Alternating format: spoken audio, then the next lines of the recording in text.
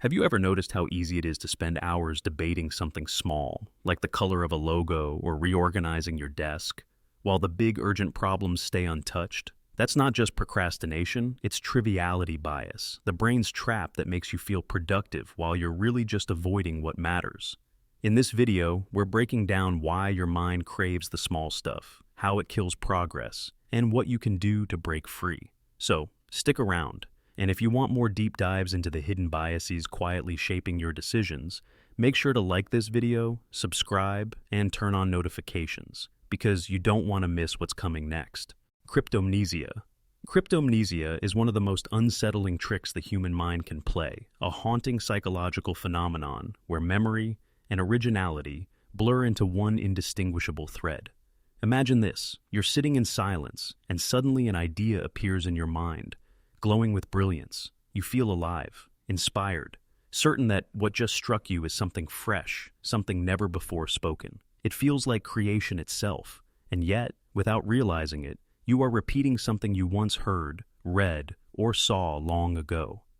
That old fragment of memory has slipped back into consciousness, but stripped of its original source. What was once recognition becomes mistaken invention, and in that betrayal, your mind convinces you that you are the author of something that was never truly yours.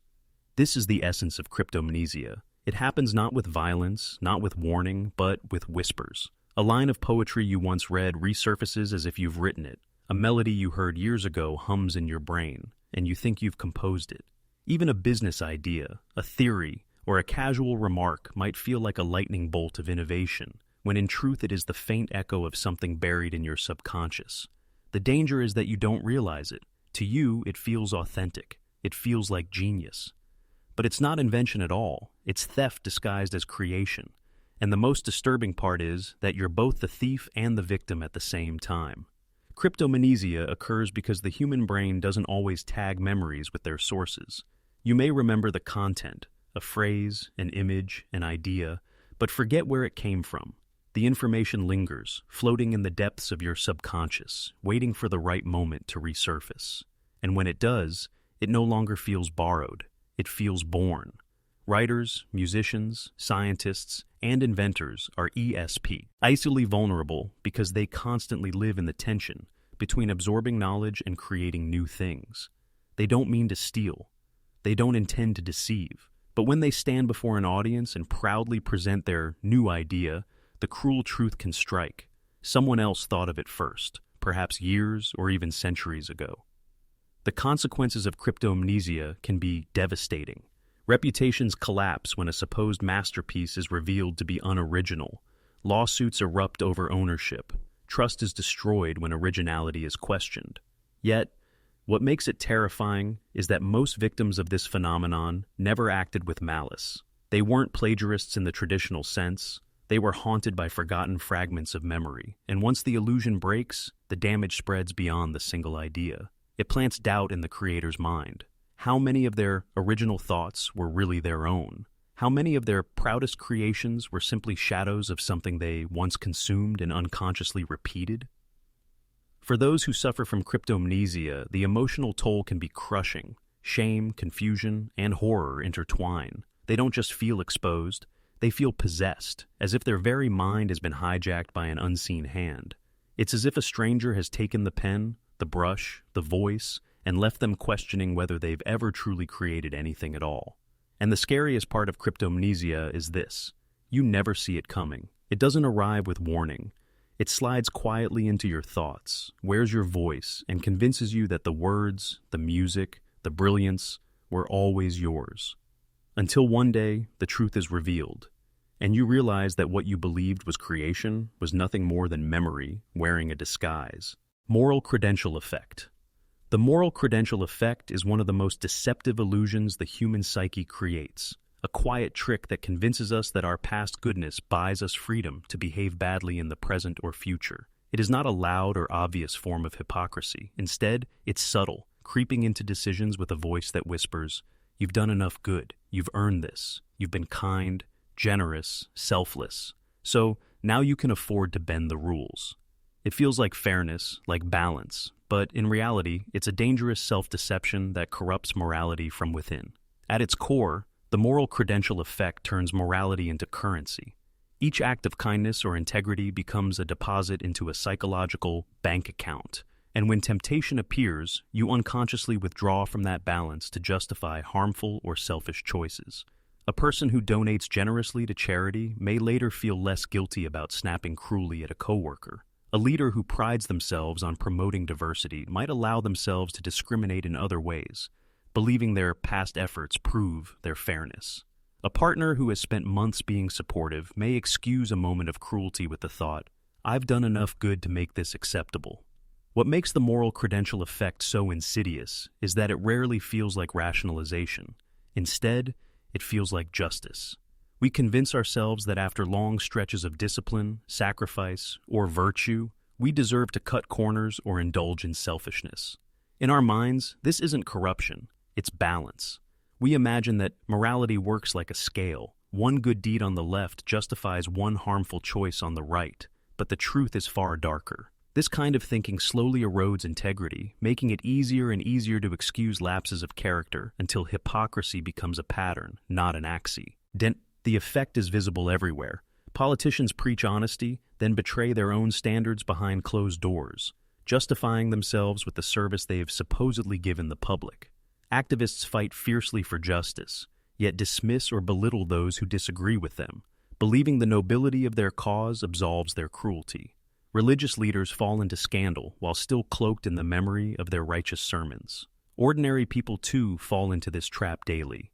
The healthy eater who overeats after a workout, the loyal friend who betrays trust because they've earned forgiveness, the employee who cuts corners after months of diligence.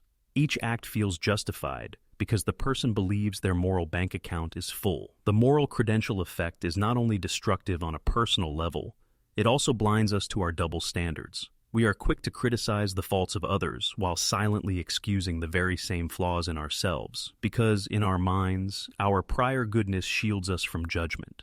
We forget that morality cannot be accumulated like points in a game. One act of kindness does not cancel one act of cruelty. One sacrifice does not erase one betrayal. And yet, when under the influence of this bias, we allow ourselves to believe otherwise. What makes this bias heartbreaking is how quietly it eats away at authenticity. It doesn't encourage people to abandon morality entirely. It encourages them to weaponize their own goodness against their conscience. The more virtuous someone believes themselves to be, the more permission they grant to their darker impulses. The very image of being a good person becomes a shield that excuses lies, manipulation, selfishness, or cruelty. And in the end, the tragedy is clear. The moral credential effect does not corrupt morality from outside forces.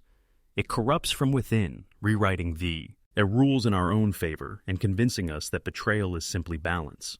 Ben Franklin Effect. The Ben Franklin Effect is one of the strangest twists in human psychology. It shows that we don't just do favors for people we like. Instead, we begin to like people because we do favors for them. When we extend help to someone, even if we didn't originally feel close to them, our mind rewrites the story to make sense of our actions. It tells us, if I help them, I must actually like them. This shift doesn't come from logic. It comes from our brain's need for consistency between what we do and how we feel. The effect gets its name from Benjamin Franklin himself. Faced with a rival who disliked him, Franklin didn't argue or flatter. Instead, he asked to borrow a rare book. The man agreed, and surprisingly, their hostile relationship softened into friendship. Why?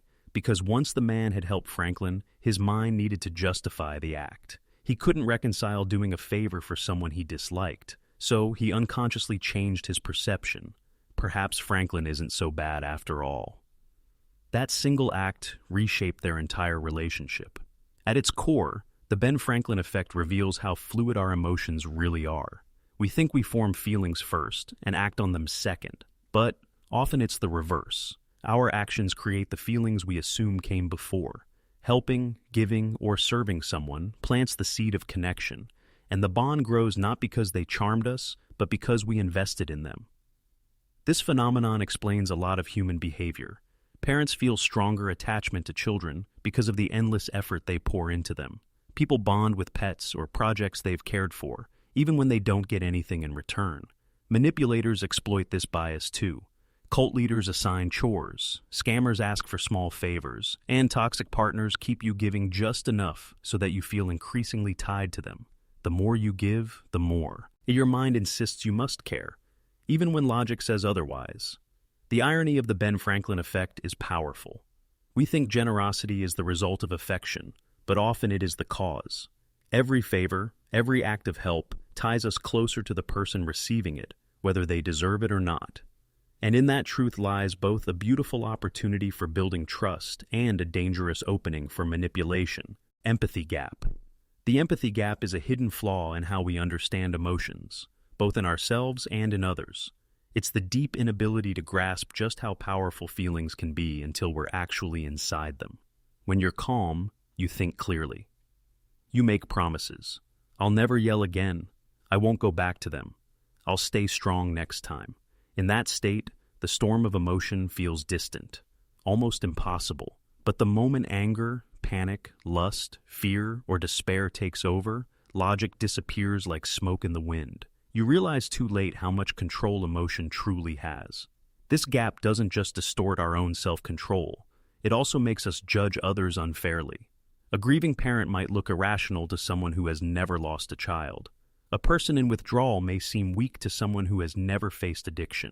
Someone drowning in heartbreak might be dismissed as dramatic by those who aren't feeling the same pain. Because we can't step into their emotions, we underestimate what those emotions do to the mind. We don't understand, so we label them instead irrational, weak, unstable. The empathy gap is also why we make promises we can't keep. We swear we'll stay calm in the next argument, avoid the addiction, resist temptation. But these vows are made in a cold state, the rational, emotion-free version of ourselves. The problem is, that version has no idea how powerful the hot emotional state will be when it arrives. And when it does, we fail again, trapped in the same cycle. It also fuels cruelty. When someone is sobbing, begging, or falling apart, it's easy to dismiss them if you feel detached. You don't sense their desperation. You can't feel their panic. And so you assume they're exaggerating, or worse, you decide they're weak. But the truth is, the empathy gap blinds us to how deeply emotions can transform thought, perception, and choice. The danger of third. An empathy gap is simple but devastating. It convinces us we're rational when we're not, that others are overreacting when they're not, and that emotions can be controlled when they can't. It hides the truth until it's too late, until you're already inside the storm, realizing reason has no voice against the roar of feeling.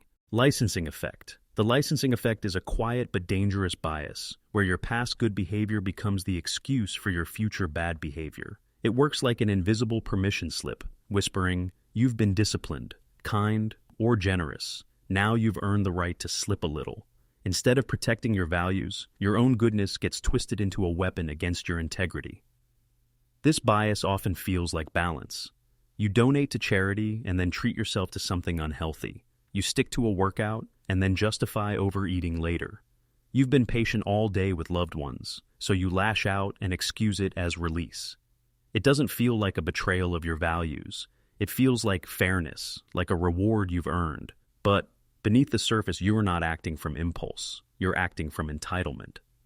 The licensing effect doesn't only shape personal habits. It creeps into relationships and leadership as well.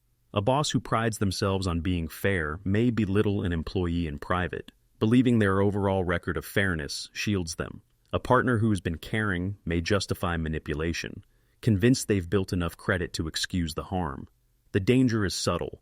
The more you see yourself as good, the more permission you give yourself to bend the rules. This bias grows from mental exhaustion too. Acts of self-control, empathy, or generosity drain energy. And when we feel drained, instead of choosing healthy rest or reflection, we often give ourselves shortcuts. We don't think, "I'm breaking my values." We think, "I've earned this." But each time, that permission widens the gap between who we believe we are and what we actually do. The trap of the licensing effect is simple. The more virtuous we think we are, the more likely we are to excuse our lapses.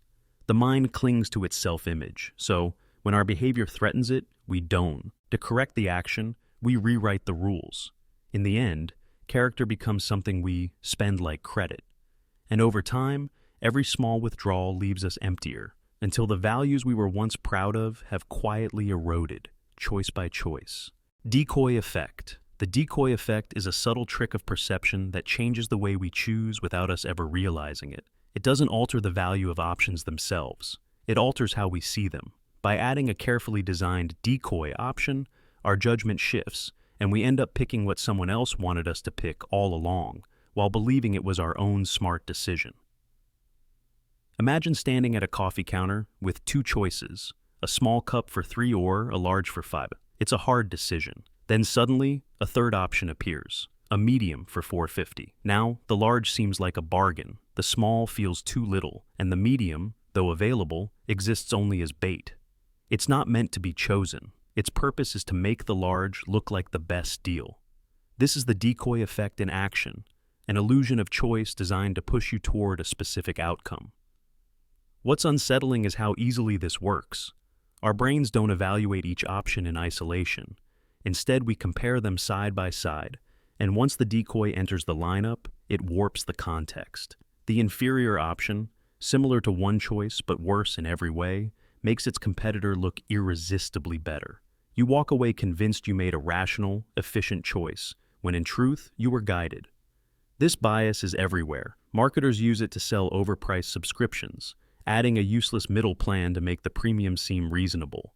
Politicians sometimes introduce obviously weak candidates to make another look stronger by comparison. Even in relationships or job offers, presenting a poor third option can tip someone's judgment without them noticing. The scariest part is that you don't feel tricked. The decoy effect doesn't force you. It makes you want the option you were nudged toward. You feel confident, even proud of your decision, when in reality, it was never truly yours. It was the architecture of choice, carefully designed, that led you there. Illusion of transparency. The illusion of transparency is a powerful distortion in how we think others see us. It's the belief that our emotions, fears, and inner struggles are obvious to everyone around us, when in truth, they are not. You think your nervousness is written all over your face. You believe your guilt, your shame, or your sadness is shining through, but the reality is most people don't notice at all. This bias exists because we live inside our own minds. Our emotions feel loud, overwhelming, impossible to hide. Before a presentation, you feel your hands shake and assume everyone can see it. After a mistake, you believe your embarrassment is visible to everyone in the room. You think your silence during an argument screams with meaning. But while your inner world feels exposed, others are mostly distracted by their own. They don't see what you're so sure is obvious. The illusion of transparency fuels social anxiety. It convinces you that every stumble, pause, or awkward silence is being judged. It tells you that your insecurity is broadcasted and that everyone is quietly noticing your failure to stay composed. But in reality, people are often too focused on themselves to read you as deeply as you imagine. It also damages relationships. When you're upset but quiet, you expect others to notice. When you're angry but composed, you assume your fury is visible. When no one reacts, you feel ignored. Resentment builds.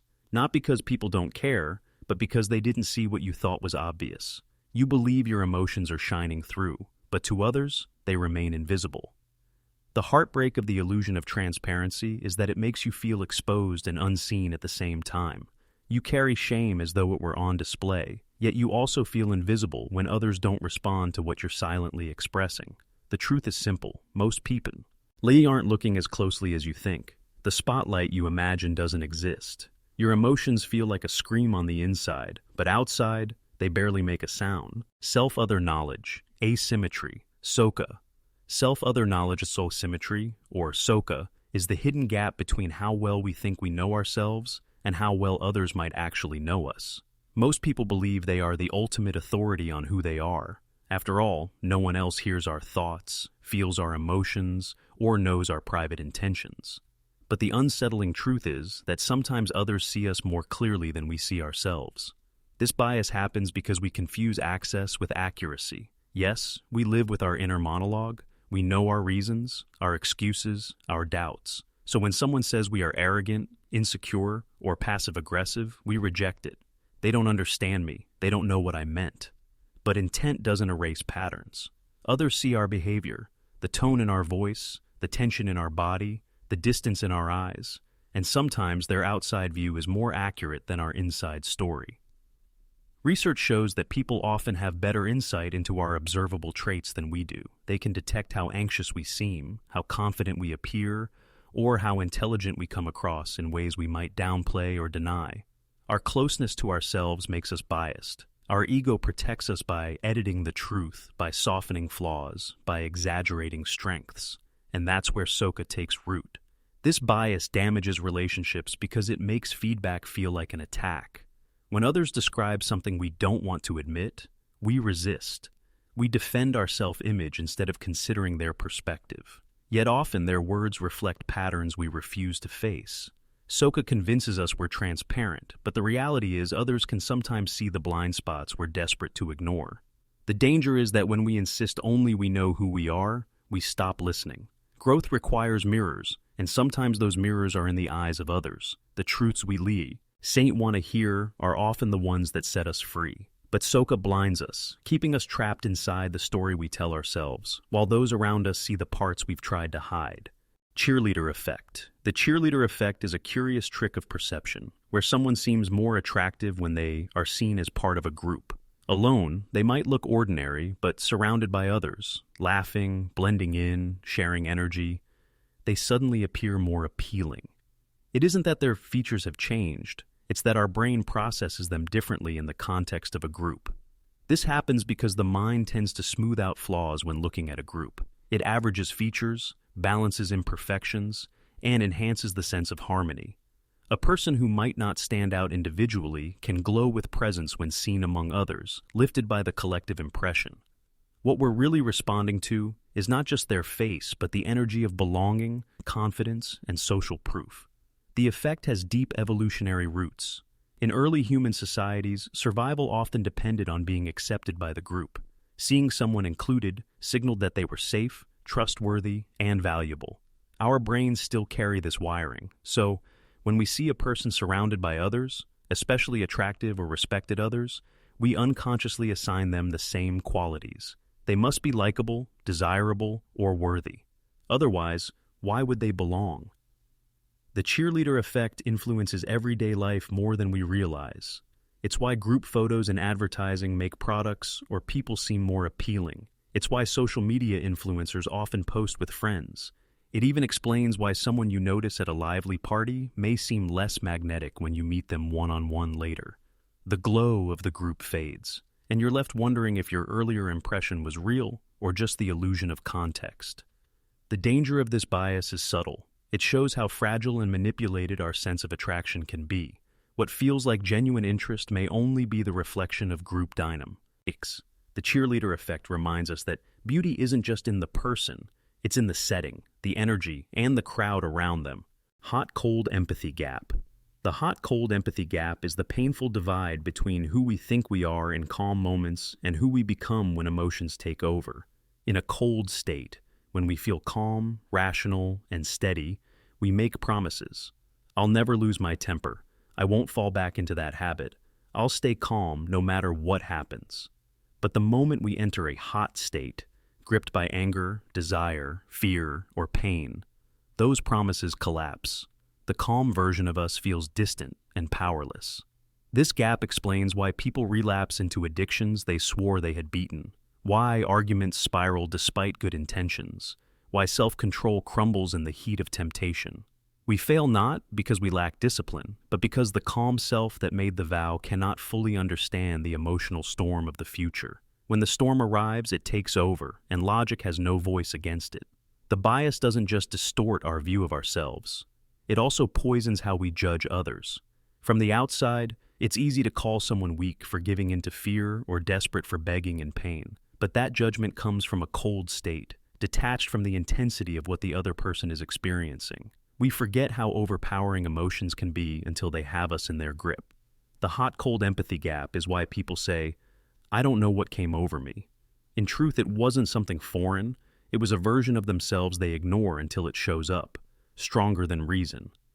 The tragedy of this bias is that it convinces us we understand our limits, when really, we underestimate how much emotions can transform our choices, our morals, and our very identity. Dunning-Kruger Effect. The Dunning-Kruger effect is one of the most unsettling truths about human intelligence and self-awareness. It describes a paradox where people who lack knowledge or skill in a particular area are often the most confident in their abilities, while those who are truly competent tend to underestimate themselves. In other words, the less you know, the more you believe you know, and the more you actually know, the more you realize how little you truly understand. This bias exists because ignorance carries a strange kind of blindness. When someone doesn't understand a subject, they also don't understand the depth of what they don't know. A person who has only read a few articles on medicine might feel confident debating a doctor because they don't see the layers of complexity that lie beneath. A beginner in business might mock experts for being too cautious, not realizing the hidden risks that professionals have learned to anticipate. In their minds, things look simple because they can't see the details that make it complex. Their lack of knowledge doesn't just limit them, it blinds them to their own ignorance. Meanwhile, those who are truly skilled or knowledgeable often feel the opposite. They see the vastness of the field, the endless unknowns, the areas where even experts disagree. This awareness makes them cautious, humble, even doubtful of themselves.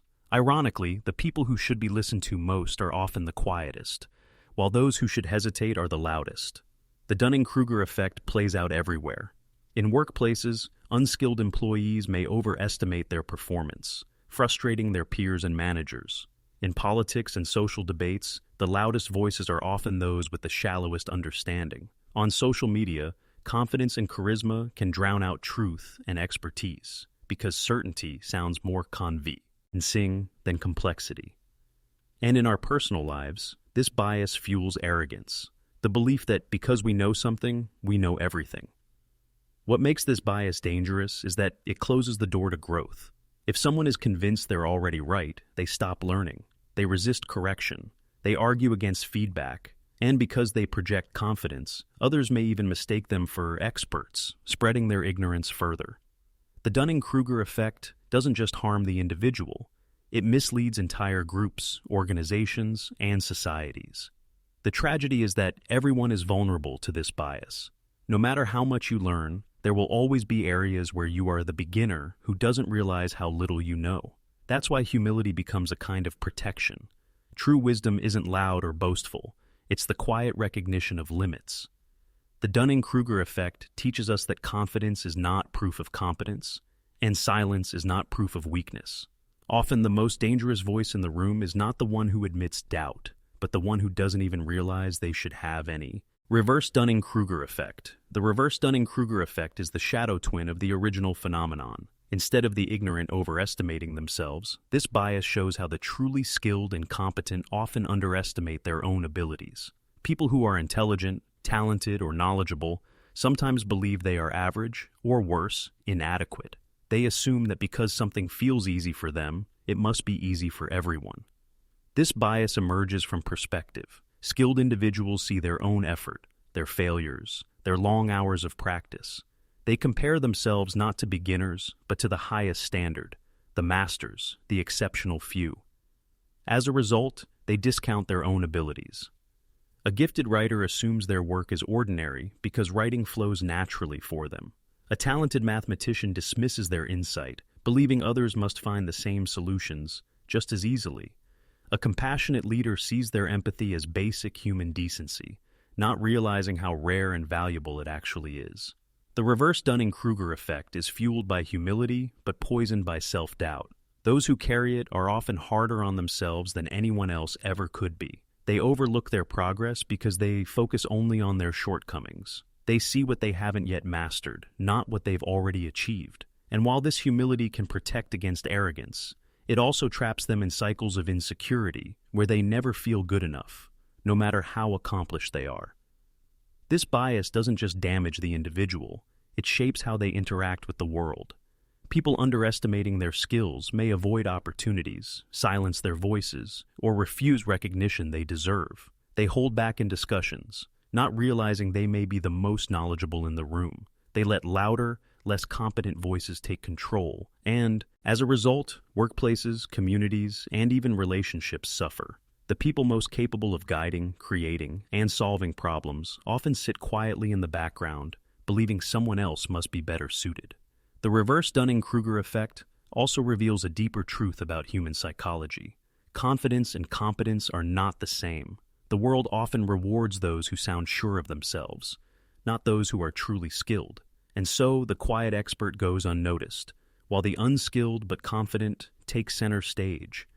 This imbalance can lead to dangerous outcomes, as decisions fall into the hands of the least qualified simply because they were willing to speak louder.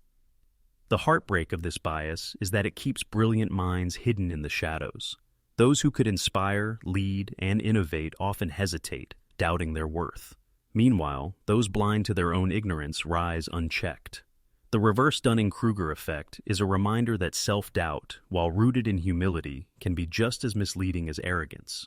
True self-awareness means recognizing both your limits and your strengths, and allowing yourself to stand fully in both. Mere ownership effect. The mere ownership effect is one of the most subtle, yet powerful biases that shape our daily lives. It refers to the tendency for people to place greater value on things simply because they own them. Ownership alone, without any real change in the object itself, inflates its worth in our eyes. A mug, a book, or even a worn-out jacket may seem ordinary to everyone else, but to us, it feels special, valuable, almost irreplaceable. This happens because ownership forges a psychological bond. The moment something becomes mine, it stops being just an object and starts becoming a reflection of identity.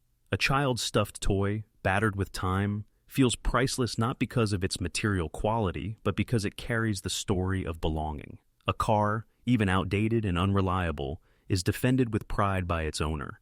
The mind silently whispers, "If it's mine, it must matter." The object becomes more than what it is. It becomes part of who we are.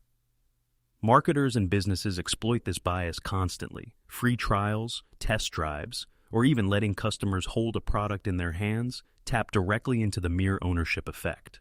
Once you feel that something is already yours, even temporarily, the thought of giving it up feels like a loss.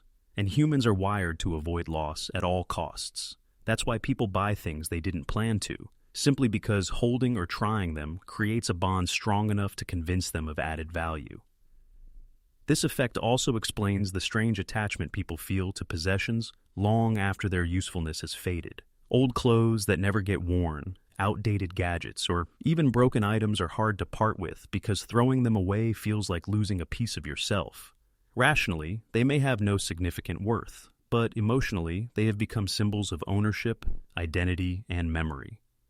On a deeper level, the mere ownership effect isn't just about material possessions. It extends to ideas, beliefs, and relationships. Once we own a belief, we defend it fiercely, even in the face of contradictory evidence.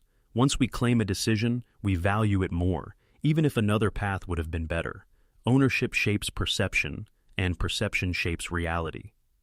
The danger of this bias is clear. It makes us blind to the true worth of things. We cling to the old, the broken, or the unnecessary because letting go feels too costly. We overvalue our choices simply because they are ours. And in doing so, we can trap ourselves in clutter, in stubbornness, in illusions of worth that exist only in our minds. The mere ownership effect reveals that what we value isn't always what's valuable. Sometimes, it's just what we happen to call mine. Toxic positivity bias. Toxic positivity bias is the pressure to always be happy, to always look on the bright side, even when everything inside you is breaking. It's that forced smile when you want to cry, that "I'm fine" when you're anything but. It's the lie that says if you just think positive, everything will magically be okay. On the surface, it sounds uplifting, but underneath, it's cruel, because it convinces you that real emotions, pain, grief, anger, sadness, are weaknesses you should hide instead of truths you should feel. You see it when someone tells you, "Just be strong," after you've lost someone you love. You see it when your anxiety is dismissed with, "Don't worry, just relax." You see it when your depression is brushed aside with, "Others have it worse, be grateful." These words often come from people who mean well, but in reality, they silence your pain. They don't make you feel seen. They make you feel invisible, as if your suffering isn't valid, as if being human is a problem that needs fixing. And the worst part? Toxic positivity doesn't just come from others. It seeps into you. You start to gaslight yourself. You tell yourself to stop overreacting, to get over it, to bury the rage, to numb the sadness. You convince yourself that feeling bad means you're doing life wrong. But that's not the truth. The truth is, pain is not failure. Grief is not weakness. Sadness is not ungratefulness. These emotions are not flaws. They're evidence that you're alive, that you care, that you're human. Toxic positivity pretends to heal, but what it really does is hide. It tells you to shine when you're bleeding. It praises your resilience while ignoring the cost of it. It demands you smile through trauma instead of letting you process it. And in doing so, it isolates you. It makes you believe you're alone, because nobody else is talking about how much it hurts. But the reality is, everyone hurts, everyone breaks, everyone bleeds. Pretending otherwise only makes the pain heavier. That's the danger of toxic positivity bias. It's not about being hopeful. Hope is healthy. It's about being fake. It's about replacing honesty with performance, replacing authenticity with a mask. And the more you wear that mask, the more disconnected you feel from yourself and others. Real healing doesn't come from pretending everything is okay. Real healing comes from telling the truth about your pain, from letting yourself feel it, from giving it the space it deserves. Because the truth is, you don't need to be positive all the time. You don't need to smile through every storm. You don't need to bury your grief just to make others comfortable. You're allowed to break. You're allowed to cry. You're allowed to scream. And that doesn't make you weak. It makes you real. And being real is always stronger than being fake.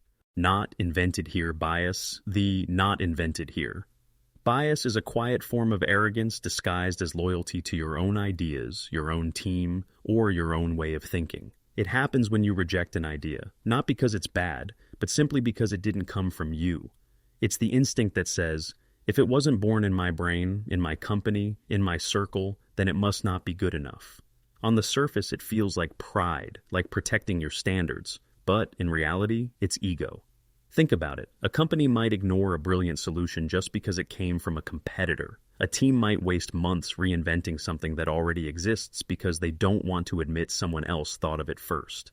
Even in personal life, it shows up. Maybe someone offers you advice you didn't ask for, or a friend shares an idea that could help you. Instead of listening, your gut reaction is, they don't get it. They're not me. So you dismiss it, not because it's wrong, but because it's not yours. The tragedy of this bias is that it doesn't just block bad ideas, it blocks good ones. It kills collaboration. It creates walls where there could be bridges. And it convinces people that being independent or original is more important than being effective. Organizations fall behind because they refuse to learn from the outside. Individuals stay stuck because they won't accept wisdom that didn't come from their own experience. All because pride whispers louder than logic. And the scariest part? It feels good. The not invented here. Bias feeds your ego. It tells you you're smarter, your way is better, your circle is stronger. It makes you feel in control. But what it really does is trap you. Because when you shut the door on outside influence, you don't just block threats, you block growth. You lock yourself in a fortress of your own making, surrounded by echoes of the same old ideas, while the world moves forward without you. The truth is this: good ideas don't care where they come from. Wisdom doesn't need your permission to exist. Innovation doesn't need your pride to thrive. If you let go of the not invented here bias, you open yourself up to collaboration, to progress, to learning from places you never expected. But if you hold on to it, you'll stay stuck, guarding your ego while life passes you by. Identifiable victim effect. The identifiable victim effect reveals something uncomfortable about human empathy. We care more about one person we can see than about thousands we can't. A single face with a name, a single story with details that pulls at our heartstrings. But when suffering turns into numbers, statistics, or faceless masses, our compassion fades. We go numb. Think about it. If you see the photo of one starving child with a name, you feel moved to help. You picture their fear, their hunger, their small hands reaching out. Your heart aches. But when you hear that 10,000 children are starving in a faraway country, your brain shuts down. It doesn't feel real. The tragedy becomes too big, too abstract, and you quietly turn away. Not because you're cruel, but because your empathy wasn't built for numbers. This bias is wired deep into us. Our ancestors lived in small tribes. They responded to the pain of people they could see, hear, and touch. the suffering of a single person nearby mattered more for survival than abstract statistics about people far away. Today, that wiring still lives in us. That's why charities and campaigns often show you one face, one story, one name, because they know you'll open your wallet or your heart for that single person, far more than for an anonymous crowd. But this bias has a darker side. It means that countless people go unseen. Entire groups suffer quietly because their stories are never told. If they remain numbers on a chart, they remain invisible to the human heart. This is why news stations focus on dramatic individual tragedies rather than silent, larger-scale suffering. It's why governments sometimes act faster for one highly publicized case than for widespread but faceless need. The Identifiable Victim Effect shows both the best and worst of us. It shows how deeply we can care when we connect, when we see someone as human and real. But it also shows the limits of our compassion, how quickly empathy shuts off when suffering feels too big to picture. The heartbreaking truth is, if their story isn't told, they often don't get saved. So what can we learn from this? If you want to help, don't wait for a single tragic face to make you care. Remember that every number in a statistic is a real person, with a name, a story, a heartbeat. And if you're someone raising awareness, never forget, the world feels more for one story than for a million shadows. Ambiguity Effect. The ambiguity effect is the trap your brain falls into when you avoid making a choice just because the outcome feels uncertain. It's not always about the risk itself. It's about the fact that you don't know what's going to happen. When the path ahead looks unclear, your instinct is to step back, even if that uncertain choice might actually bring the best reward. Picture this. You're choosing between two investments. One is familiar, safe, predictable. The other has less information. Maybe it's new, maybe it feels vague, but it also has higher potential. Most people will choose the safe option, not because it's better, but because it's clearer. The unknown feels dangerous, even when, logically, it could be the smarter choice. This bias shows up everywhere in life. Job seekers often turn down roles with unclear responsibilities, even if it's the opportunity they need. Voters reject new policies, not because they're bad, but because they don't fully understand them. People stay in unfulfilling relationships or careers, not because they're happy, but because the alternative is filled with too many question marks. The brain whispers, better the devil you know than the devil you don't. The ambiguity effect is really about fear of not knowing. Humans crave control. We love patterns, predictability, and certainty. So when life hands us an option that feels mysterious, we flinch. We back away. We convince ourselves that unclear means unsafe, but that's a lie. Sometimes the unclear option is the one that could change your entire life. The real tragedy of the ambiguity effect is that it kills possibility. It makes people trade growth for comfort. It convinces dreamers to stay small, entrepreneurs to never start, explorers to never step into the unknown. And yet, the most meaningful paths in life, love, risk, creativity, success, are always uncertain. They don't come with guarantees. They come wrapped in mystery. Here's the truth. If you wait for clarity before you move, you'll wait forever. The ambiguity effect wants you to believe uncertainty is a stop sign. But in reality, uncertainty is the doorway to growth. It's not the end of possibility. It's the beginning of it. Distinction bias. Distinction bias is the illusion that makes small differences look huge when two things are placed side by side. Imagine you're choosing between two phones. One has slightly more storage, the other is a little cheaper. On their own, you might not care about those differences. But when they sit next to each other, suddenly those tiny variations feel massive, like life-changing details. You convince yourself one is clearly better, even though in reality, you probably wouldn't notice the difference in daily life. This bias plays tricks on your judgment. When options are compared directly, your brain zooms in on differences that wouldn't matter otherwise. A television with slightly higher resolution, a laptop with a bit more speed, a hotel with an extra half-star rating. All of these details feel important only because you're in comparison mode. Weeks later, using the product or living the choice, those details fade away. You realize the difference didn't matter nearly as much as it seemed. Marketers know this bias well. That's why stores line up products side by side, highlighting small differences to make one option feel superior.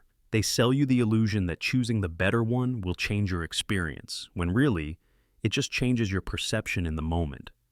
And it doesn't stop with purchases. Distinction bias affects how we see people, careers, and even ourselves. You compare your life to someone else's, their slightly better job title, their slightly nicer car, their slightly bigger paycheck, and suddenly the gap feels enormous. But here's the truth. Life isn't lived in side-by-side comparisons. Once a choice is made, once the purchase is done, once the life is lived, those differences shrink, sometimes disappearing completely. Distinction bias doesn't sharpen your judgment, it distorts it. It makes you believe minor details are monumental, when in reality, they often don't change your happiness at all. Affective forecasting error. Affective forecasting error is the mistake we make when we try to predict how we'll feel in the future. Humans are terrible at this. We think a dream job will make us endlessly happy, or that a breakup will leave us devastated forever. But when the future actually arrives, our emotions rarely match what we imagined. Joy fades faster than we thought, and pain doesn't last as long as we feared. This bias tricks you into chasing things that won't satisfy you, and fearing things that won't hurt nearly as much as you expect. You imagine getting that promotion, that house, that relationship, and you believe it will lock in happiness for years to come. But once you have it, your brain adjusts. What once felt extraordinary becomes the new normal, and you find yourself craving the next milestone. On the flip side, when you picture failure or loss, you imagine the pain will destroy you. Yet with time, you adapt. You heal. The sadness fades faster than the version of you in the past ever believed it could. This is why people spend years chasing goals that leave them empty, or dreading changes that turn out to be fine. It's why revenge feels so satisfying in fantasy, but bitter in reality.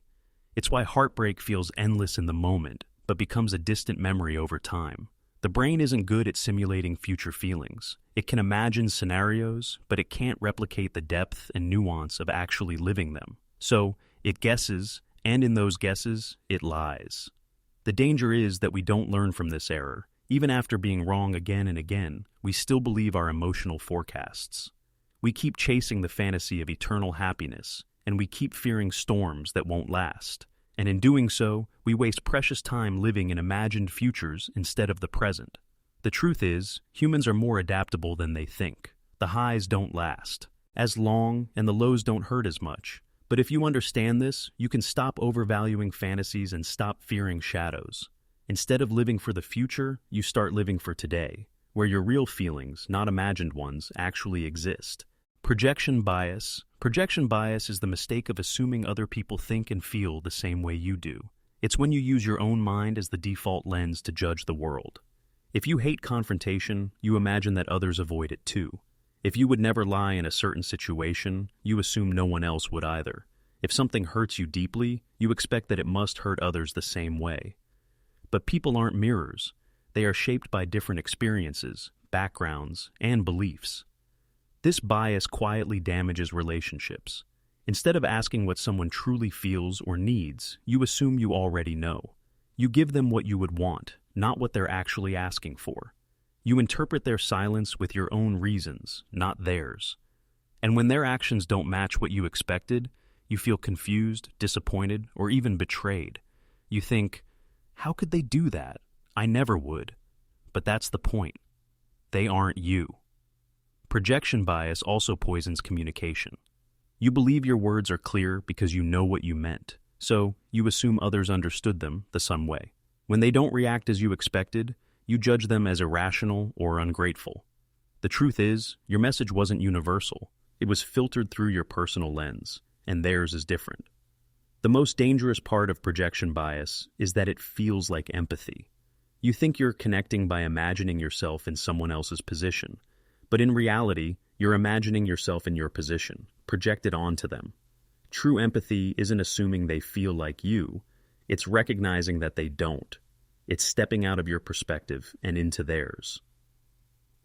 Breaking free from projection bias means reminding yourself that other people's minds are not copies of your own. They see the world through a completely different set of eyes. When you accept that, you stop rejecting your emotions onto others and start truly listening. That shift is what turns misunderstanding into connection. False uniqueness bias. False uniqueness bias is the belief that your positive qualities are rarer than they actually are. It convinces you that your compassion, your loyalty, your creativity, your sense of justice, all the best parts of you, set you apart from most people. On the surface, it feels flattering, even empowering. Who wouldn't want to believe they're one of a kind? But underneath, it quietly builds walls between you and everyone else. This bias tells you that you love harder, give more, sacrifice deeper, or try harder than the people around you. And because you believe your strengths are special, you begin to see others as lacking. When someone shows kindness, you might unconsciously think, not as much as me. When others succeed, you may feel resentment, as if the world overlooked your greater effort. And when people mirror your values, you sometimes doubt their sincerity, as if they can't possibly mean it the way you do. Over time, false uniqueness bias creates loneliness. It makes you feel unrecognized, unappreciated, and misunderstood. Not always because others don't care, but because you have convinced yourself they can't possibly care at your level. It becomes a quiet form of isolation, where you carry the heavy belief that you're standing alone in a world full of mediocrity. But here's the truth. Most people are more extraordinary than we give them credit for. Kindness, loyalty, and compassion are not as rare as this bias makes them seem. Others may express these values differently than you do, but that doesn't make them less real. By believing you're uniquely good, you blind yourself to the goodness in others. False uniqueness bias doesn't just distort how you see the world. It distorts how you receive love, kindness, and connection. It convinces you that no one else cares the way you do, when in reality, many people are quietly carrying the same weight, fighting the same battles, showing the same strengths in their own way. Recognizing that truth doesn't make you less special, it makes you less alone. Curse of knowledge. The curse of knowledge is what happens when you know something so well that you forget what it's like to not know it. Once you've mastered an idea, a skill, or a subject, your brain erases the memory of confusion you once had. You forget the struggle, you forget the questions, and suddenly it becomes almost impossible to imagine that others are still in the dark. This bias shows up in everyday life. A teacher who finds math easy can become impatient with students who are still stuck. A programmer who sees coding as second nature might explain it with jargon that confuses beginners. A leader might skip over crucial steps when giving instructions because the process feels obvious to them. In each case, the expert believes they're being clear, but the listener feels lost. It's not because they're stupid, it's because the expert has forgotten what it's like to be a beginner. The curse of knowledge also poisons empathy. Once something clicks for you, you expect others to act on it the same way you do. You wonder, why don't they just get it? Or why can't they just do it? But the truth is, you're operating from a different reality, one where the information feels easy because you have already built years of context and experience. They haven't. This bias doesn't only damage teaching or communication, it damages relationships. When you expect others to understand your perspective instantly, you judge them harshly when they don't. You assume they're being careless or lazy, when in fact, they're just standing where you once stood, at the beginning. What makes the curse of knowledge so dangerous is that it grows stronger with your skills. The more competent you become, the easier things feel, and the harder it is to explain them clearly. That's why true experts, the best teachers and leaders, learn to pause. They learn to remember their own starting point. They take the time to translate knowledge back into the language of confusion they once knew. The curse of knowledge doesn't mean you shouldn't master things. It means mastery comes with responsibility. If you want to connect, if you want to teach, if you want to lead, you can't just speak from where you are. You have to reach back and guide people from where they are. Because once upon a time, you were there too. Just world hypothesis. The just world hypothesis is the comforting lie that the world is fair. It's the belief that people get what they deserve, that goodness is rewarded and cruelty is punished. It paints life as a moral scoreboard, where everything balances out in the end.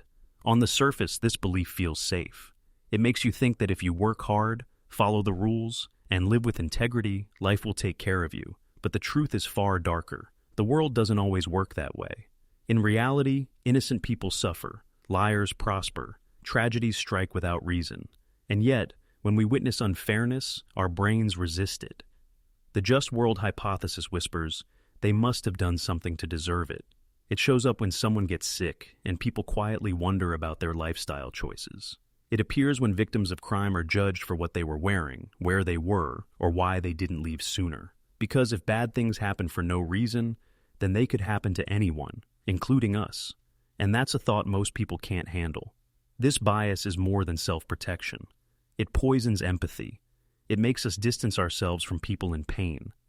Instead of seeing them as fellow humans caught in chaos, we see them as flawed characters in a story where the universe keeps score. Their suffering becomes a lesson, their pain becomes deserved, and our sense of safety stays intact, at their expense. But the cruelest twist of the just world hypothesis is how it turns on you. If you believe life is always fair, then when tragedy strikes you, you'll feel not only grief but shame. You'll ask yourself, what did I do to deserve this? How did I fail? The same illusion that once comforted you becomes the very thing that breaks you. The just world hypothesis keeps people blind to injustice.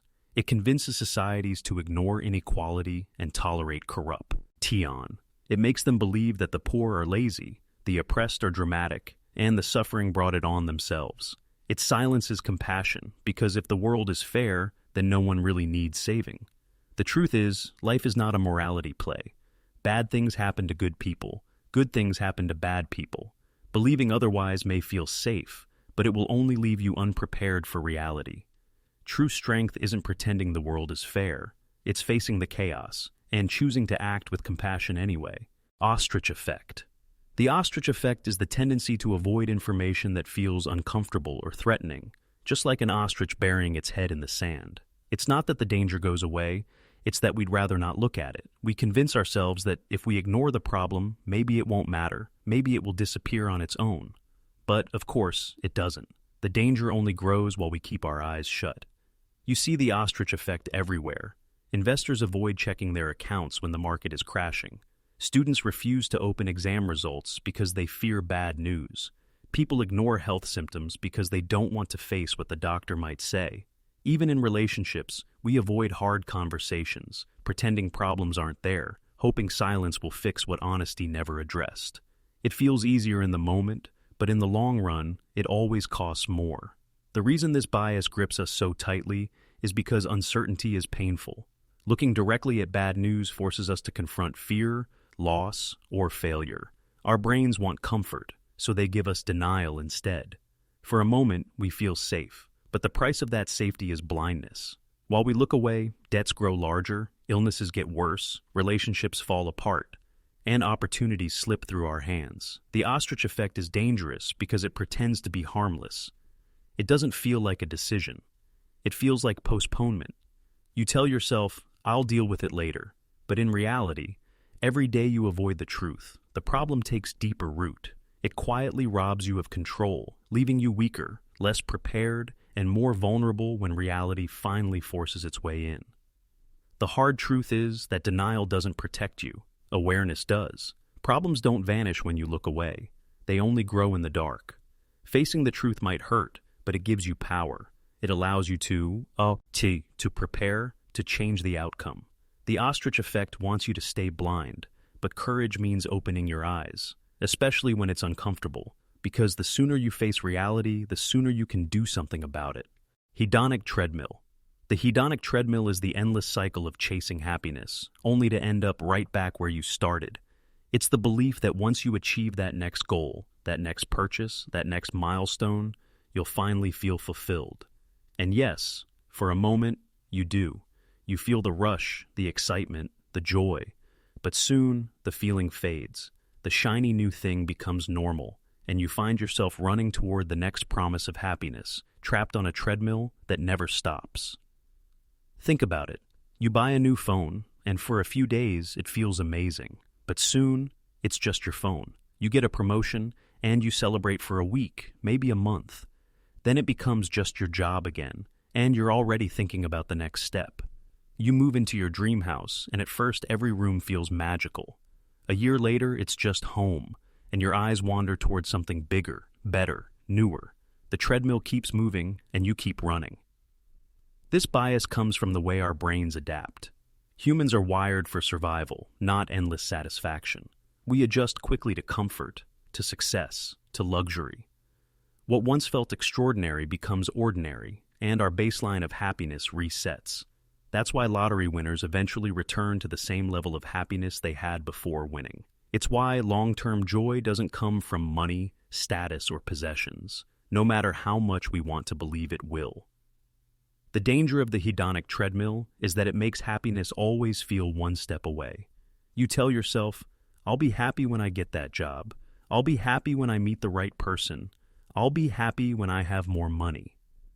But the finish line keeps moving. You keep running harder, chasing something that stays just out of reach. And in the process, you miss the joy of where you are right now.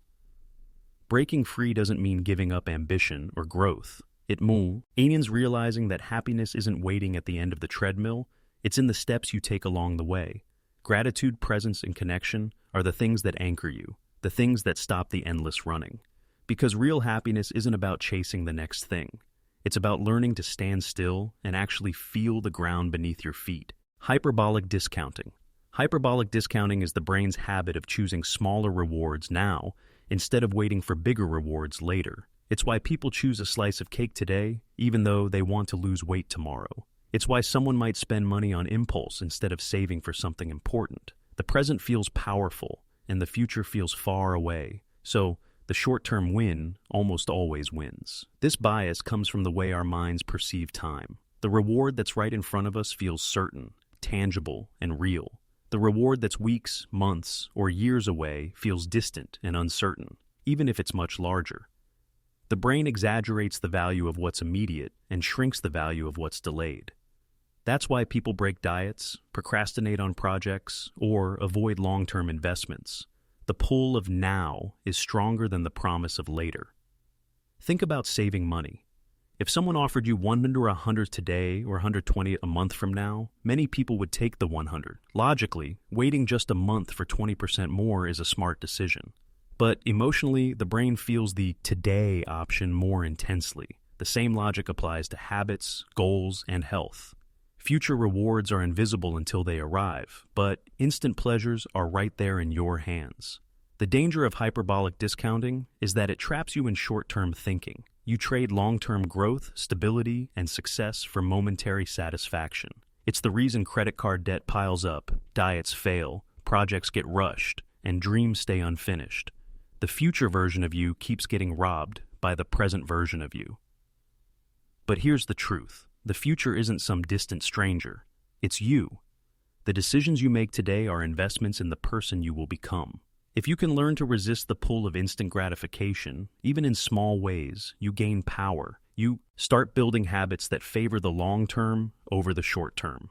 And over time, those choices compound into freedom, success, and happiness that no quick fix could ever give you.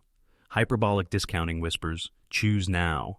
Wisdom whispers back, choose later, because later is you too. Misinformation effect. The misinformation effect happens when your memory gets rewritten by false details. You experience something, you store it in your mind, but later, new and incorrect information slips in and attaches itself to that memory.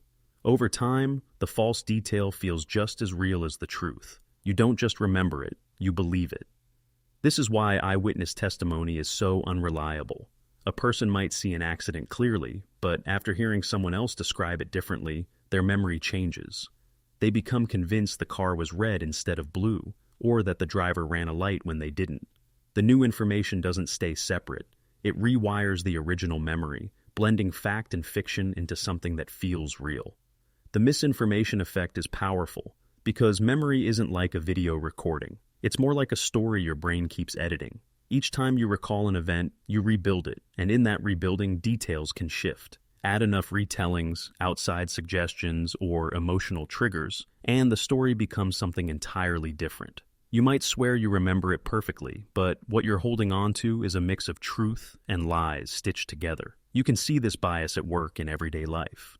Maybe a sibling insists on how a childhood event happened, and after hearing their version enough times, you adopt their memory as your own. Maybe news reports or rumors add details to an event you witnessed, and soon those details feel like things you personally saw. Even casual conversations can plant seeds of false memory that grow over time. The danger of the misinformation effect is that it makes us trust our minds too much. People go to court, make decisions, or cut off relationships based on memories that feel true but aren't. And because the memory feels so real, no amount of logic can convince them otherwise. The truth is, memory isn't perfect. It's fragile, it's flexible, and it's influenced by suggestion. Knowing this doesn't mean you can't trust anything you remember. It means you should hold your memories with humility, knowing they are stories shaped not just by what happened, but by everything that came after. System justification bias. System justification bias is the tendency to defend and support the very systems that may be harming us. It's the belief that the world as it is must be fair, stable, and legitimate, even when evidence shows otherwise. Instead of questioning broken structures, we convince ourselves they are necessary, natural, or even good. This bias makes people protect the status quo, because change feels threatening, and uncertainty feels worse than injustice. You see this in politics, workplaces, and everyday life. Employees defend unfair bosses because that's just how the business works. Citizens accept corrupt governments because it's always been this way.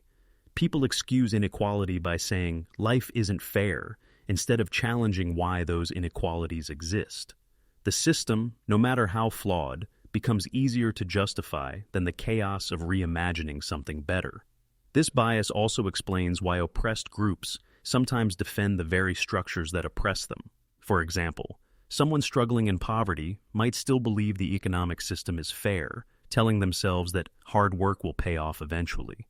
Believing otherwise would mean admitting that the system is rigged against them, and that can be too painful to face. So, instead, they cling to the hope that the system works, even as it fails them. System justification bias is dangerous because it keeps people passive. It convinces us that injustice is inevitable, that authority must always be right, and that resistance is pointless. It blinds us to alternatives and discourages progress. The more people buy into it, the longer broken systems stay in place, untouched and unchallenged. But the truth is, no system is permanent, and no system is beyond criticism. The world changes when enough people are willing to see clearly, to admit that what exists is not always fair, and to imagine what it could be better. System justification bias wants you to settle, to defend what is, even if it hurts you. Courage means questioning it, breaking free from the illusion of inevitability and daring to believe that change is possible. Normalcy bias. Normalcy bias is the brain's refusal to accept that disaster can actually happen. It convinces you that tomorrow will look like today, that life will keep moving as usual, even when the warning signs are all around you. It's the reason people stay calm when they should be panicking, and why they freeze in situations where quick action could save their lives. Imagine a hurricane is coming. The news gives days of warnings, but some people still don't evacuate. They tell themselves, it won't be that bad. We've been through storms before. Things will be fine. That's normalcy bias. Or think about financial bubbles. Investors see the signs of collapse but keep buying in because the market has always bounced back, until it doesn't. Even during tragedies like fires or terrorist attacks, many people don't run immediately. They hesitate, looking for confirmation, because their brains can't process that the world just shifted into chaos. This bias comes from comfort. Our brains crave stability and patterns. Accepting that life can flip upside down in a single moment is terrifying. So, we downplay risks, ignore alarms, and cling to routine. It feels safer to believe things will stay normal, even when reality is screaming otherwise. But the cost of normalcy bias is devastating. People die in disasters because they didn't evacuate in time. Businesses collapse because leaders ignored the possibility of failure. Entire societies get caught off guard by crises because they were too busy pretending tomorrow would be the same as yesterday. The bias doesn't just blind individuals, it blinds entire cultures. The truth is, the world is fragile. Stability is an illusion, and chaos can arrive without warning. Normalcy bias wants you to stay calm when you should be moving, to trust routine when you should be questioning it. But awareness, not denial, is what saves lives. He's strongest people aren't the ones who pretend nothing will change. They're the ones who accept uncertainty, prepare for it, and act when the moment comes. Sunk cost fallacy. The sunk cost fallacy is the trap of holding on to something just because you've already invested in it. Your time, your money, your energy, your heart. Even when it's clear that moving on would be smarter, you stay. Because leaving would mean admitting that everything you poured in is gone. Instead of cutting your losses, you throw in even more, hoping to justify the past. This shows up in countless ways. People stay in toxic relationships because they've already spent years together. They cling to failing businesses because of all the money they've already invested. They finish books they hate or movies they're bored with simply because they've already started. On the surface, it feels like loyalty or perseverance. But in reality, it's fear. Fear of wasted effort, fear of admitting failure, fear of starting over. The problem is that the past can't be recovered. The money is gone, the time is gone, the energy is gone. No amount of sticking it out will bring those investments back. The only thing that matters is whether continuing will make things better or worse. Yet the sunk cost fallacy blinds us, convincing us that quitting now would mean losing everything. So we stay stuck, digging deeper holes, carrying heavier weights, wasting even more of what we have left. This bias isn't just costly, it's dangerous. It keeps people chained to broken dreams and harmful situations far longer than they should be. It convinces them that suffering longer somehow redeems the suffering already endured. But the truth is, throwing good resources after bad doesn't undo the loss. It multiplies it. The strongest choice isn't always holding on. Sometimes the strongest choice is letting go. Walking away doesn't erase what you invested, but it does protect what you still have. The sunk cost fallacy wants you to fight for the past.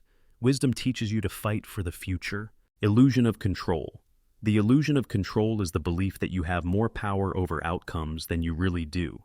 It's when you think your actions, rituals, or choices can influence events that are actually random, unpredictable, or completely outside your hands.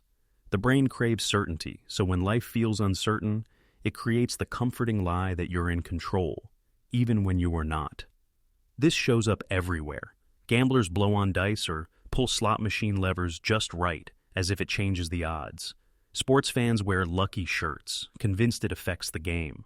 Even in everyday life, people think clicking the elevator button multiple times makes it arrive faster, or that crossing their fingers will sway reality. These habits don't change the outcome, but they soothe the mind because power feels better than helplessness.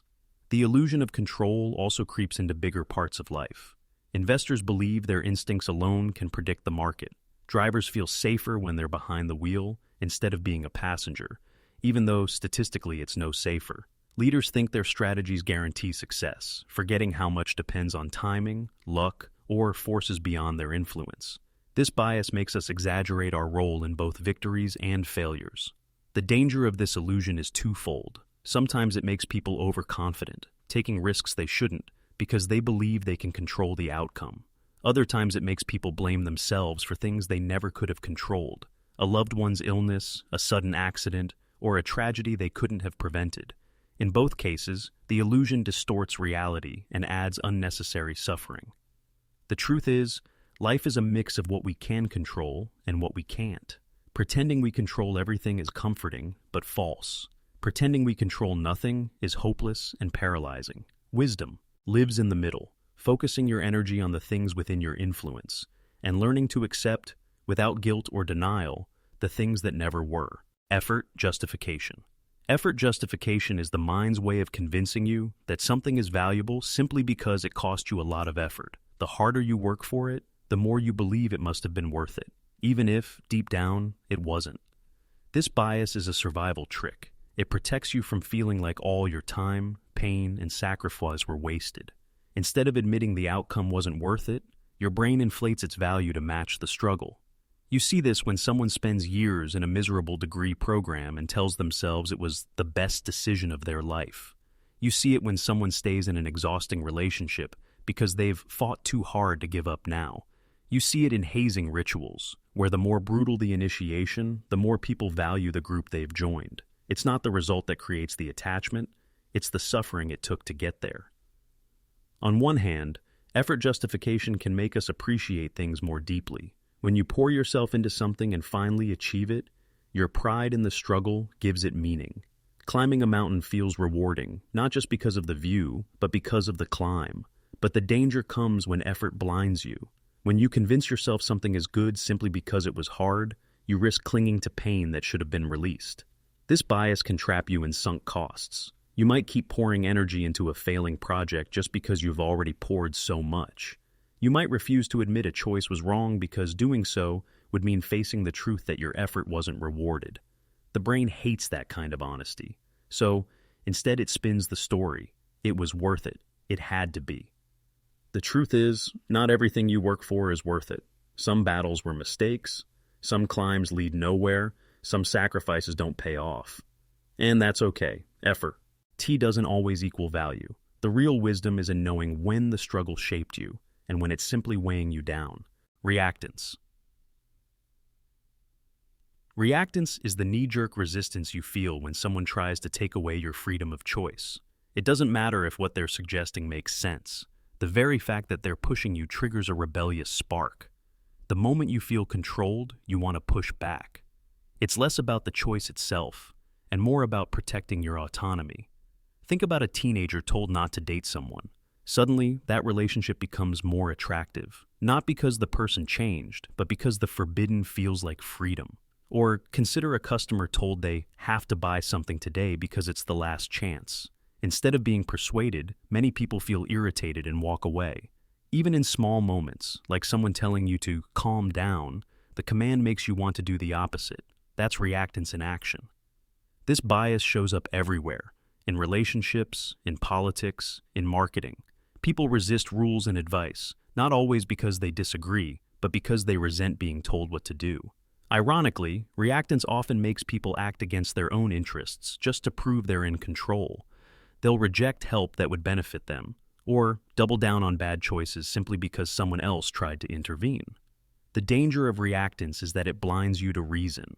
You stop evaluating whether the suggestion is actually good or bad. Instead, your energy goes into fighting the pressure itself. You think you're defending freedom, but sometimes you're just sabotaging yourself. The truth is, independence matters, but so does wisdom. Not every suggestion is an attack on your freedom. Sometimes advice is just advice. Sometimes rules exist for protection, not control. Reactance whispers, do the opposite, just because. But real freedom means choosing based on clarity, not reflex. It means asking yourself, am I resisting because it's wrong for me, or just because I don't like being told? Pessimism bias. Pessimism bias is the habit of expecting the worst, even when the odds suggest otherwise. It's your brain convincing you that failure, danger, or disappointment is more likely than success. On the surface, this seems like caution or realism, but in reality, it often exaggerates threats and underestimates opportunities. Think about it. You hesitate to start a business because you're sure it will collapse. You avoid asking someone out because you're convinced they'll reject you. You don't apply for a job because you assume you're not qualified. In many of these situations, success was possible, maybe even likely, but pessimism bias paints the future in dark colors until you stop trying at all. This bias comes from survival instincts. Long ago, expecting the worst kept humans alive. If you assumed the rustle in the bushes was a predator, you stayed cautious. If you assumed bad weather was coming, you prepared. Overestimating danger was safer than underestimating it. But in the modern world, this bias often backfires. Instead of keeping us safe, it keeps us stuck. The danger of pessimism bias is that it becomes self-fulfilling. If you expect failure, you stop taking chances. If you avoid risks, you miss opportunities. Over time, your life begins to look like the gloomy picture you imagined, not because it had to, but because you stopped reaching for anything brighter. You convince yourself you were right all along, when really, you created the very outcome you feared. The truth is, bad things will happen in life, but not as often or as severely as pessimism bias makes you think. Most of the disasters your brain imagines never arrive, and when hardship does come, you're usually more resilient than you gave yourself credit for. The world isn't as dark as pessimism paints it. It's your perspective that needs adjusting. Optimism bias. Optimism bias is the opposite of pessimism bias. It's the tendency to believe that things will work out better for you than for most people. It's the voice in your head that says, bad things happen, but not to me, I'll be fine. On the surface, this bias feels uplifting and even motivating. But while optimism can be a strength, blind optimism can lead to poor decisions and unnecessary risks. You see it when people underestimate their chances of getting sick, getting into debt, or getting into accidents. Someone might smoke for years thinking lung disease won't touch them. Others overspend, believing they'll figure it out later. Drivers speed down highways, assuming crashes happen to other people, not them. Optimism bias tricks you into thinking the rules of probability don't apply to your life. At its core, this bias is about hope, and hope isn't bad. In fact, optimism can fuel resilience, helping people push through tough times and chase big dreams. Believing in the possibility of success can inspire effort that might not exist otherwise. But unchecked optimism turns dangerous when it blinds you to reality. It makes you skip precautions, ignore warnings, and dismiss risks that deserve your attention. The danger of optimism bias is that it builds a fragile world. When reality doesn't match your sunny expectations, the crash hits harder, plans fall apart, setbacks feel shocking, and you're left unprepared for challenges that could have been managed with a little more caution. Optimism bias doesn't just paint the future brighter, it leaves you defenseless when the shadows arrive. The truth is, hope needs balance. Optimism bias wants you to believe nothing bad will happen, but wisdom knows bad things sometimes do.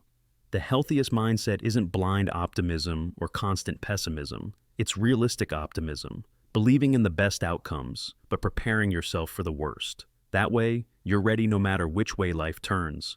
Base rate neglect.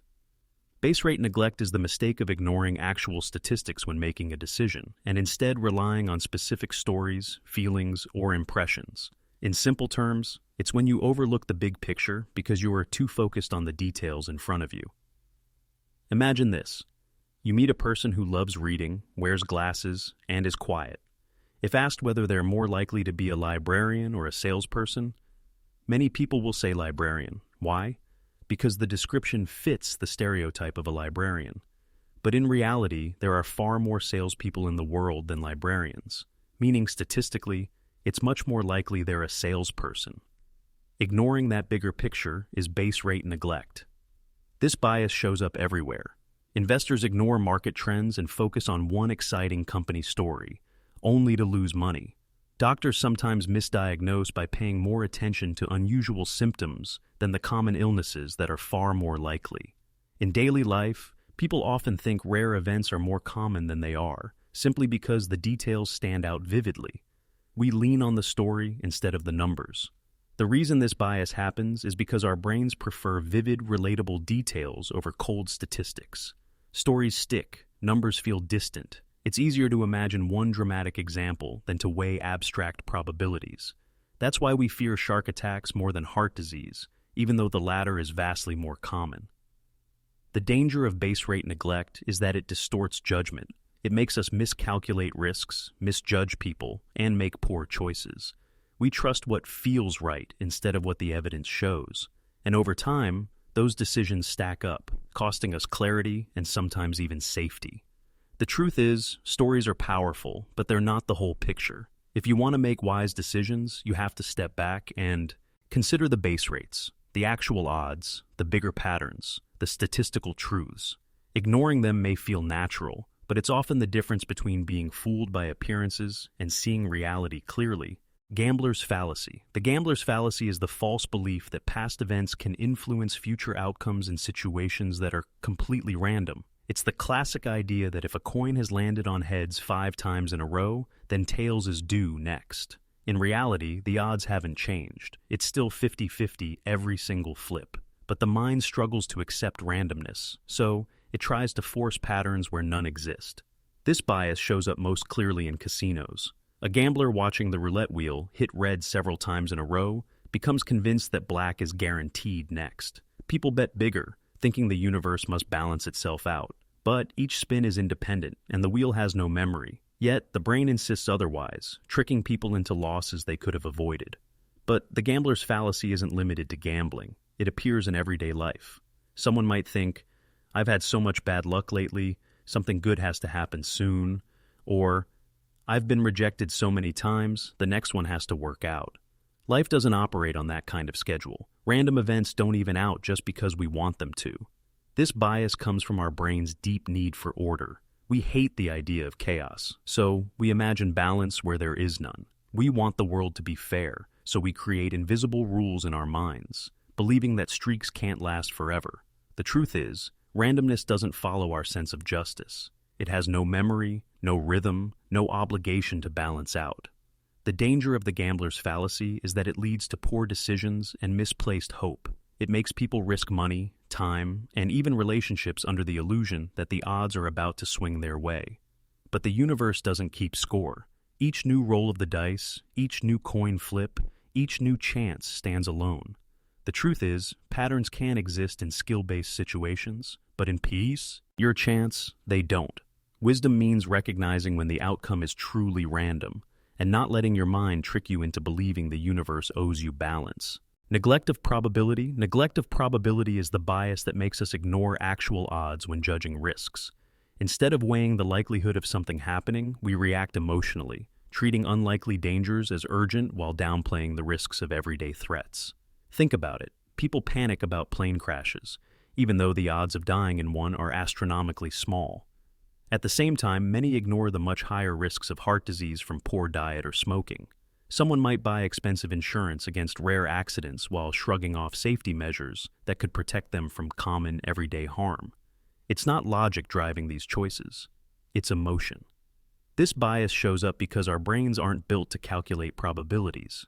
We evolved to respond to vivid dangers, the snake in the grass, the predator in the shadows, not abstract numbers. A rare but dramatic risk feels scarier than a common, invisible one. That's why news headlines about shark attacks grab attention, while the daily deaths from car accidents barely make us flinch. The danger of neglecting probability is that it skews priorities. We spend energy worrying about what's unlikely while ignoring what's actually threatening our lives. People avoid flying but drive recklessly. They obsess over unlikely disasters but fail to prepare for the everyday risks that matter most. In the end, the mismatch between fear and reality leaves us vulnerable, not to the dangers we dread, but to the ones we overlook. The truth is, life is full of risks, and not all of them deserve the same weight. Neglect of probability wants you to follow your fear instead of the facts. Wisdom is learning to see through the emotional pull, to recognize which risks are real and which ones just feel big. Because survival isn't about fearing everything. It's about focusing on the dangers that actually matter. Outcome bias. Outcome bias is the mistake of judging a decision based only on its result, instead of the quality of the decision itself. If the outcome turns out good, we call the decision smart. If the outcome turns out bad, we call it foolish. But the truth is, life is full of randomness, and sometimes good decisions lead to bad results, and bad decisions lead to good ones. Imagine someone who drives home drunk but makes it safely. Many people would say, well, it wasn't that bad. They got home fine. That's outcome bias. The decision to drive drunk was reckless, no matter how it ended. Or, think about an investor who takes a wild, risky bet and happens to make a profit. People call them a genius, forgetting that it was luck, not skill. On the other hand, a careful and well-thought-out decision that happens to fail is often unfairly labeled a mistake. This bias is dangerous because it distorts learning. If you judge decisions only by outcomes, you reward recklessness and punish wisdom. You train yourself to chase luck instead of sound judgment. Over time, this creates a cycle where people repeat dangerous choices just because they worked out last time, or they avoid smart risks because one of them once failed. Outcome bias thrives because the result is all we can see. We don't have access to the what-ifs, the alternate timelines where the decision played out differently. So, we focus on what happened and let it color our judgment, but this keeps us blind to the true quality of our choices. The truth is, you can only control the decision-making process, not the outcome. Life will always carry chance, timing, and forces beyond your control. Wisdom means asking, did I make the best choice with the information I had, regardless of how it turned out? If yes, then it was a good decision, even if it failed. Because over the long run, good decisions win out, even when individual outcomes don't. Planning fallacy. The planning fallacy is the tendency to underestimate how long something will take, even when you've failed at that exact prediction before. You imagine the best-case scenario and convince yourself this time will be different. Deadlines feel generous, tasks feel manageable, and everything seems like it will fall into place smoothly. But reality rarely matches the plan. Think about students who swear they'll finish a paper in one night, only to be up at 3 a.m. panicking, or teams that schedule a project for 3 months, only to drag it out for 6. Even in daily life, people underestimate how long chores, commutes, or errands will take. Despite experience, despite history, the brain keeps believing the optimistic timeline it invents. This bias happens because we picture the path without the obstacles. We see the work, but not the interruptions, distractions, setbacks, or unexpected problems. We imagine ourselves working at full focus and efficiency, when in reality, life gets in the way. Optimism paints the future as smooth, and we buy into it, even when we know better. The danger of the planning fallacy is that it creates stress, failure, and disappointment.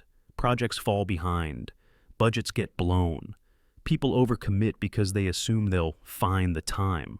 And when things inevitably take longer, they blame themselves, when in truth the mistake was believing the unrealistic timeline in the first place. The truth is, almost everything takes longer than you think. Wisdom means adjusting for that, doubling estimates, planning for obstacles, leaving room for delays. The planning fallacy wants you to live in the fantasy of perfect efficiency. But real success comes from accepting imperfection, preparing for setbacks, and giving yourself more time than feels necessary.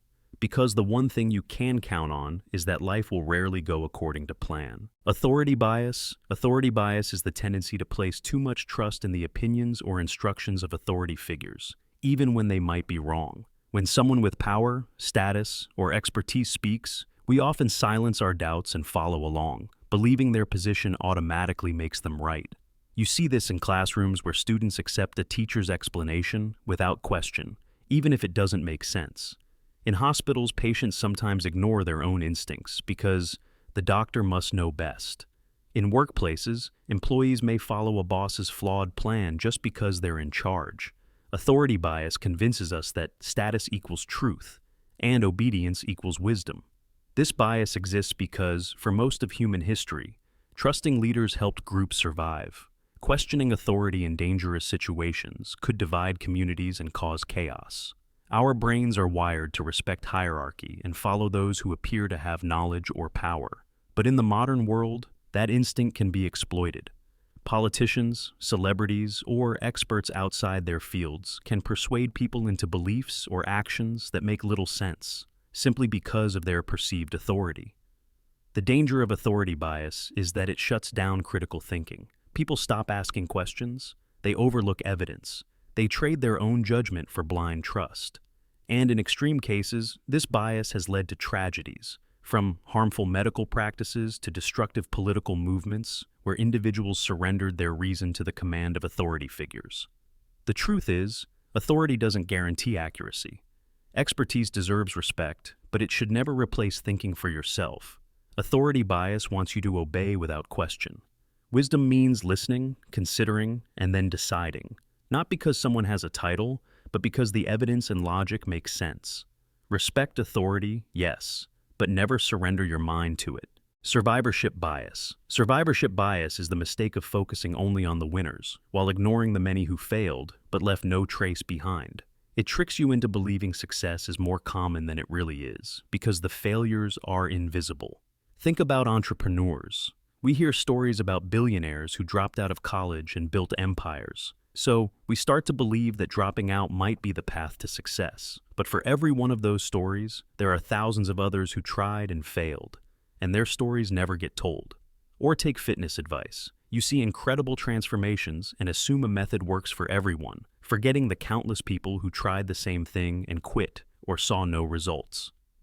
This bias shows up in history too. During World War II, engineers studied bullet holes on returning planes and thought to reinforce the areas with the most damage, but statistician Abraham Wald pointed out the flaw. Those planes survived despite those bullet holes. The real problem areas were the spots with no damage, because planes hit there never made it back. Survivorship bias blinds us by showing us only what survived, not what was lost. The danger of this bias is that it builds false confidence. You believe success is more likely than it is, so you underestimate risks, overestimate your chances, and make decisions based on incomplete data. You think, if they did it, I can too, without realizing the silent majority who couldn't. The truth is, success stories are inspiring, but they're not the full picture. Survivorship bias wants you to study the winners and ignore the losers. Wisdom means asking, what don't I see? What failures are hidden behind the spotlight?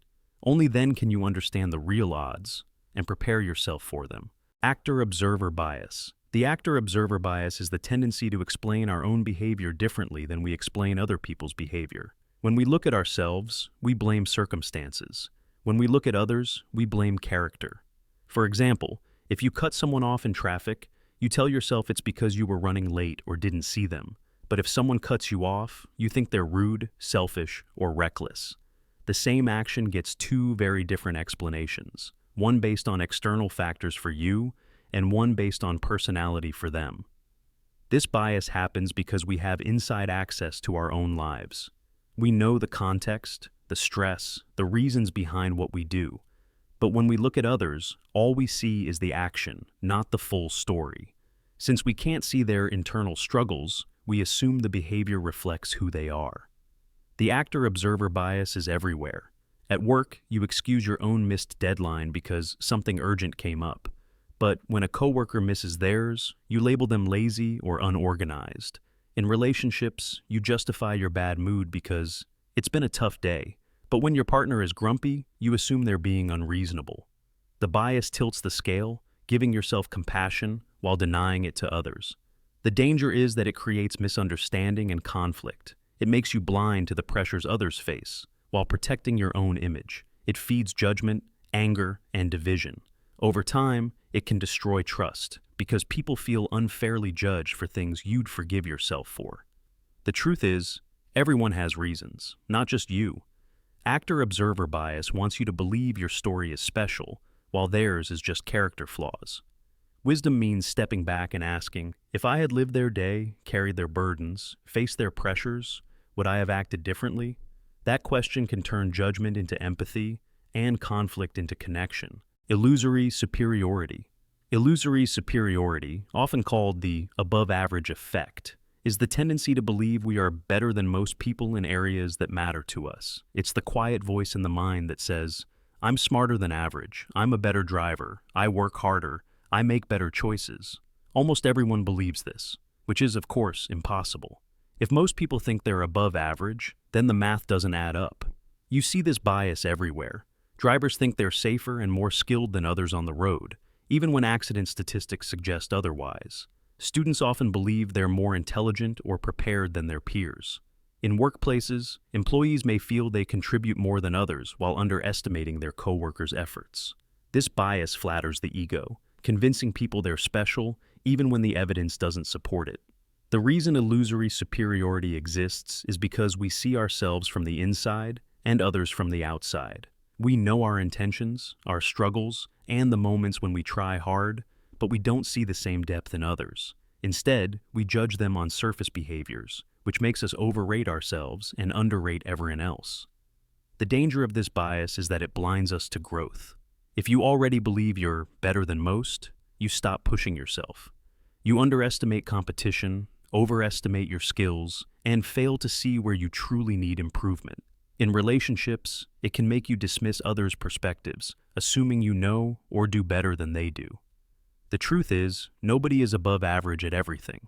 Illusory superiority wants you to live in comfort, convinced of your greatness. But wisdom is about humility, recognizing your limits, respecting the abilities of others, and seeing yourself with honesty instead of flattery. Growth doesn't come from thinking you're already great. It comes from admitting where you're not. Self-serving bias. Self-serving bias is the habit of giving yourself credit when things go well, but blaming outside forces when things go wrong. It's the brain's way of protecting your ego, making sure you feel smart, capable, and in control. Even when reality is more complicated. Think about it. If you ace an exam, you tell yourself it's because you studied hard and you're intelligent. But if you fail, suddenly it's the teacher's fault, the test was unfair, or you just had a bad day. If you close a big deal at work, it's your skill and talent. If the deal falls through, it's the client's fault, or the timing was bad. Success gets claimed as your own. Failure gets pushed onto something else. This bias feels good because it protects self-esteem. It allows you to hold on to a positive self-image even when reality delivers setbacks. But it can also be blinding. If you never admit fault, you never see your weaknesses. If you always explain away failures, you never learn from them. And if you take too much credit for success, You can become overconfident, convinced you're untouchable, when in truth you're not. Self-serving bias shows up in relationships too. Arguments get framed so that you're the reasonable one and the other person is overreacting. Misunderstandings are their fault, not yours. Over time, this creates resentment because you never own your part in the conflict. The bias makes you the hero of every story, but often at the expense of honesty and connection. The truth is, life is never all one thing or the other. Success usually comes from a mix of your efforts, other people's help, and circumstances outside your control. Failure often has your fingerprints on it too, even when outside factors play a role. Self-serving bias wants you to protect your pride at all costs. Wisdom means putting pride aside and asking, what part of this was me? That honesty might sting, but it's the only way to truly grow. Halo effect. The halo effect is the bias that makes one positive impression about a person spill over into how we judge everything else about them. If someone is attractive, charming, or successful in one area, we tend to assume they're also intelligent, kind, trustworthy, or skilled in other areas, even without evidence. One glowing trait creates a halo that colors our entire view of them. You see this in everyday life. Attractive people are often assumed to be more capable or honest, even when their looks have nothing to do with their ability. A celebrity who excels in sports or acting may be treated as an authority on politics, health, or business, simply because their fame gives them credibility. In the workplace, an employee who shines in one project might be seen as hardworking in all areas, even if they aren't. The halo blinds us, making us believe excellence in one area equals excellence in all. This bias happens because the brain likes shortcuts. Instead of evaluating every trait separately, it takes the easy path. They're impressive here, so they must be impressive everywhere. It feels efficient, but it's lazy thinking. The halo effect oversimplifies complex people, turning them into one-dimensional figures based on a single shining quality. The danger of the halo effect is that it warps judgment.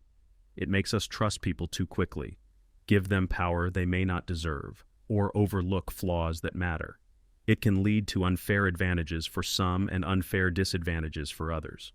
For example, someone less attractive or charismatic might be underestimated, even if they're more skilled or capable. The truth is, no one is defined by a single trait.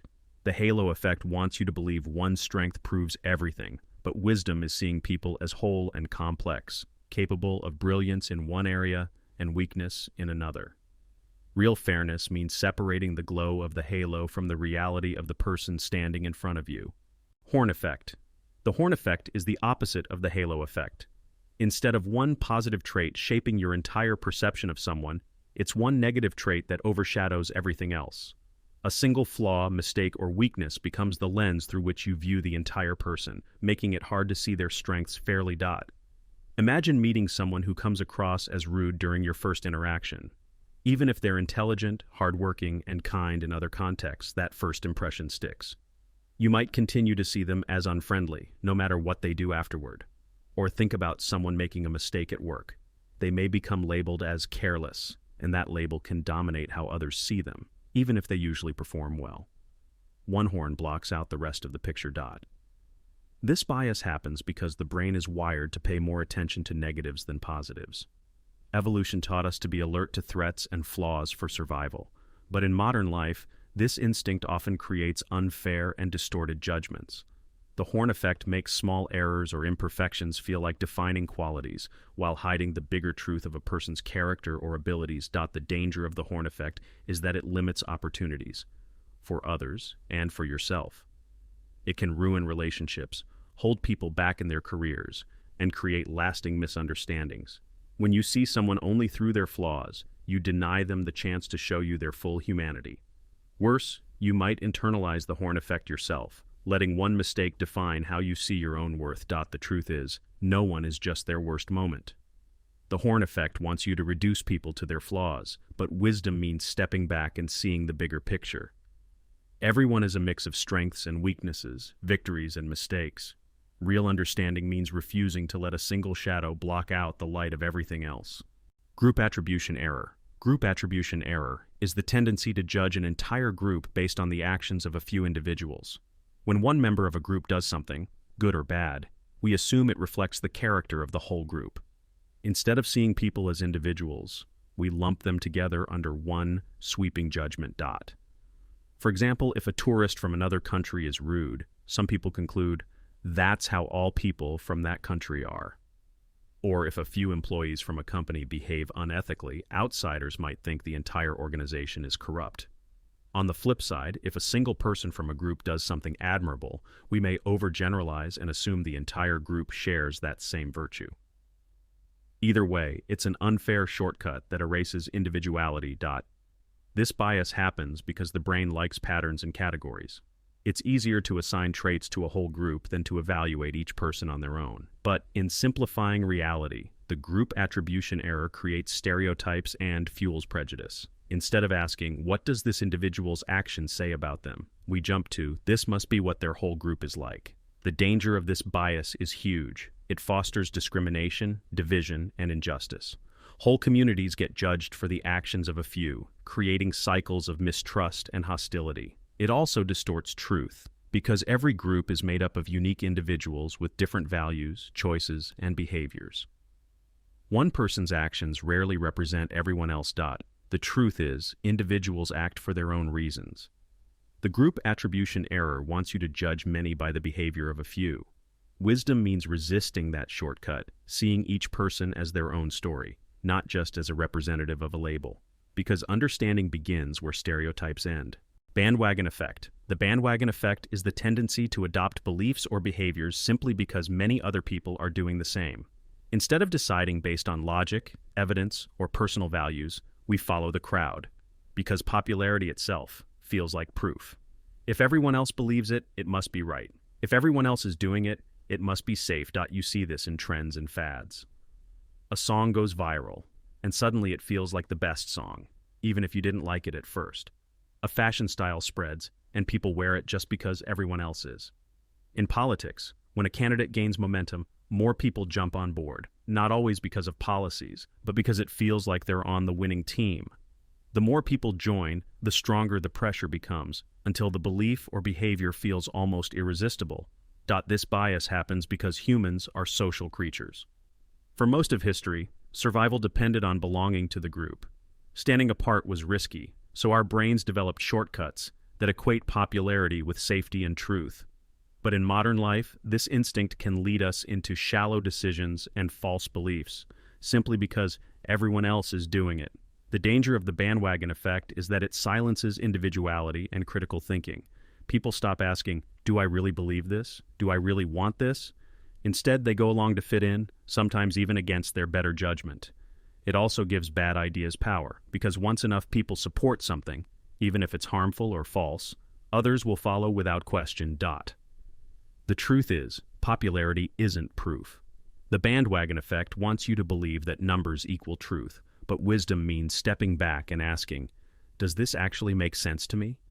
Following the crowd may feel comfortable, but real strength comes from thinking for yourself, even if it means walking a different path. In-group bias. In-group bias is the tendency to favor people who belong to our own group while treating outsiders with less fairness. It doesn't matter if the group is based on family, friends, nationality, religion, sports teams, or even something trivial. Once we feel part of a group, we instinctively give its members more trust, kindness, and support. You see this in everyday life. A hiring manager might unconsciously prefer candidates from their own university. Fans of a sports team defend their players no matter what, but harshly criticize rival teams for the same behavior. Even in small group projects, people are more forgiving of mistakes from those they feel closer to. It's not always rational. It's loyalty shaped by identity. This bias happens because humans evolved to survive in tribes. Sticking with your group meant protection and resources, while outsiders were often seen as threats. That instinct still lingers today, even when outsiders pose no danger. In-group bias gives us a sense of belonging and safety, but it also blinds us to fairness and truth. The danger of in-group bias is that it creates division and inequality. It leads to favoritism, double standards, and discrimination. It can cause people to excuse harmful behavior from their own group while condemning the exact same thing from others. Over time, this bias fuels us versus them thinking, making it harder to cooperate across boundaries. The truth is, loyalty to your group can be good, but not when it blinds you to justice. In-group bias wants you to see your side as superior by default. Wisdom means valuing your group while still being fair to those outside it. Real strength is being able to honor your own without tearing others down. Outgroup homogeneity bias. Outgroup homogeneity bias is the tendency to see people outside your own group as all the same, while recognizing the individuals within your own group as unique and diverse. In other words, we see complexity and personality in people like us. But we oversimplify and stereotype those we consider outsiders. For example, sports fans might think, our team has all kinds of personalities, but that rival team, they're all arrogant. Or politically, someone might say, people in my party are thoughtful and nuanced, but the other side is just brainwashed. The same thing happens across cultures, religions, and even workplaces. Insiders get individuality. Outsiders get stereotypes. This bias comes from how the brain organizes information. We know the details about our own group because we interact closely with them. But with outsiders, we see fewer details, so the brain fills in the blanks with broad generalizations. It's a mental shortcut that saves effort, but it distorts reality. The danger of outgroup homogeneity bias is that it feeds prejudice and division. By believing they're all the same, we stop seeing outsiders as real people with unique lives, struggles, and strengths. This makes it easier to dismiss, exclude, or even dehumanize them. It also creates a blind spot, because just as we resent being lumped into stereotypes, others resent it too. The truth is, every group, including yours, is full of individuals. Outgroup homogeneity bias wants you to flatten outsiders into one stereotype, but wisdom means remembering that humanity exists everywhere. Everyone has their own story, and you can't see it by judging from a distance. Understanding begins the moment you recognize that they are just as diverse, complex, and human as us. False consensus effect. The false consensus effect is the tendency to believe that other people think the same way you do, share your beliefs, and behave like you would in a situation, even when that's not true. It's the assumption that your opinions are normal and widely shared, while those who disagree seem like the odd ones out. For example, if you dislike a certain type of food, you might assume most people also dislike it, only to be surprised when you're in the minority. Or if you strongly support a political candidate, you might believe everyone I know is voting for them, forgetting that your social circle doesn't represent the entire population. This effect makes us project our views outward as if they're universal. This bias happens because our brains use ourselves as a shortcut for understanding the world. Since we know our own thoughts best, we assume they're a good reference point for others. Add in the fact that we often surround ourselves with people who share our views, friends, communities, online groups, and it reinforces the illusion that most people think like me. The danger of the false consensus effect is that it narrows perspective. It makes you overestimate how much agreement there really is, which can lead to shock or anger when you discover otherwise. It also makes it easier to dismiss or misunderstand people with different views, since you assume they're rare exceptions instead of recognizing them as a large part of reality. The truth is, your perspective isn't the default for the world. It's just one of many. False consensus wants you to believe your view is the majority, but wisdom means staying humble enough to ask, do others really see it this way? Or am I just surrounded by people like me? Only by questioning that assumption can you truly understand how diverse human thought really is. Confirmation bias. Confirmation bias is the tendency to seek out, notice, and remember information that supports what you already believe, while ignoring or dismissing evidence that challenges it. Instead of looking for the truth, the brain looks for comfort, reassurance that your current beliefs are correct. For example, if you believe a certain diet is the healthiest, you'll pay attention to articles and testimonials that support it, while brushing off studies that say otherwise. If you think someone is untrustworthy, you'll focus on the moments that prove it and overlook the times they act with kindness or honesty.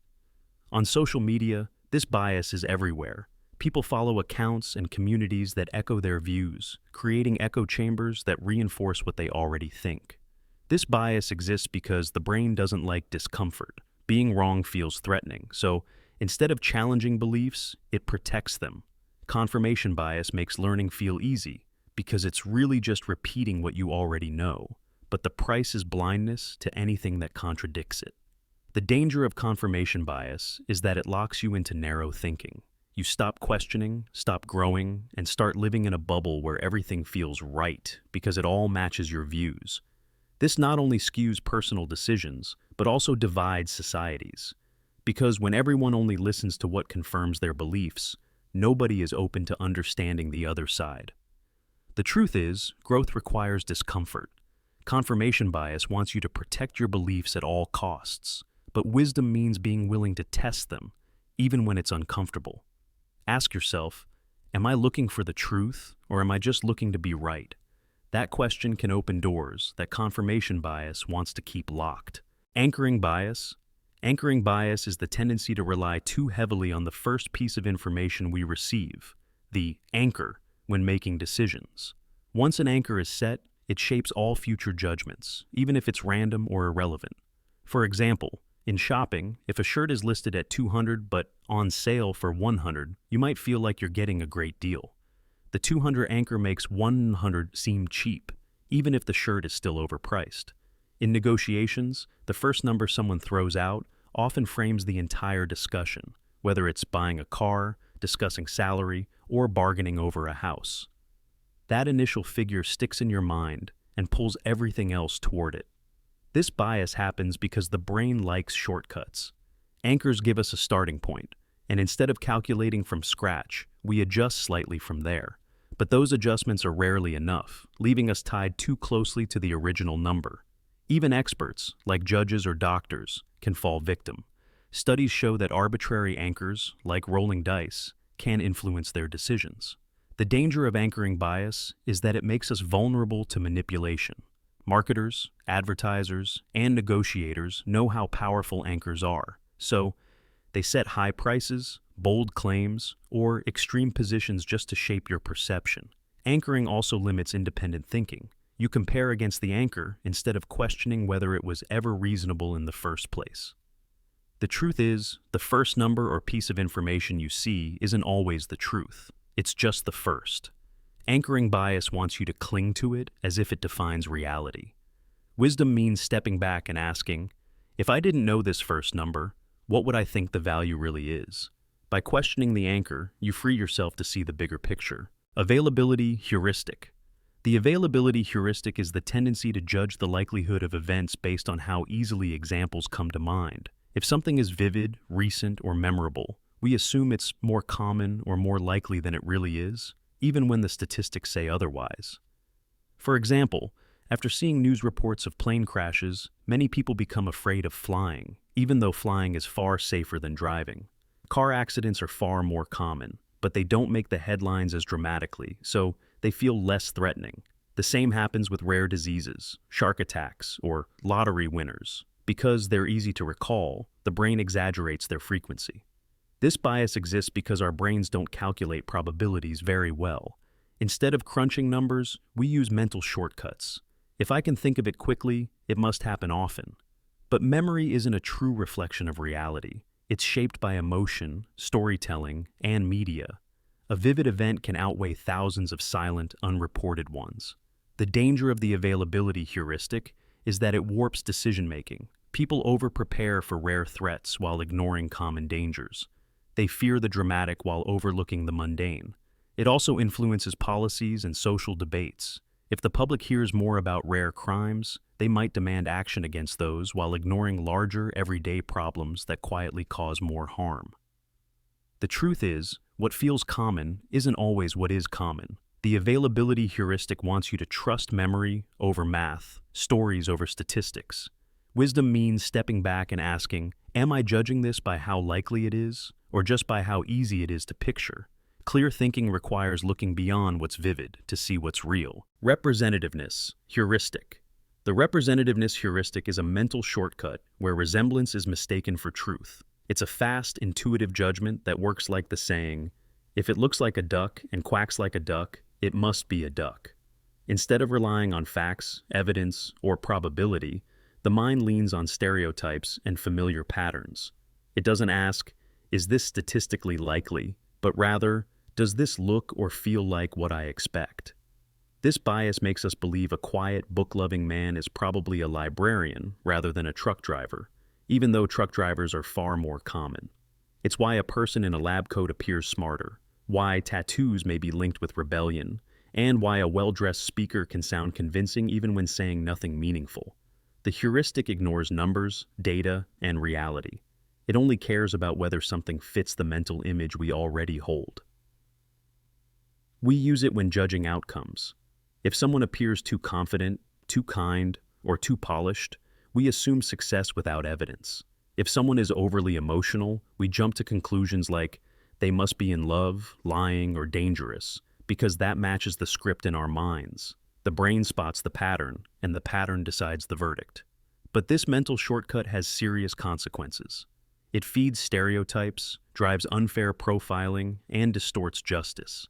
It contributes to wrongful convictions, racial prejudice, and biased hiring.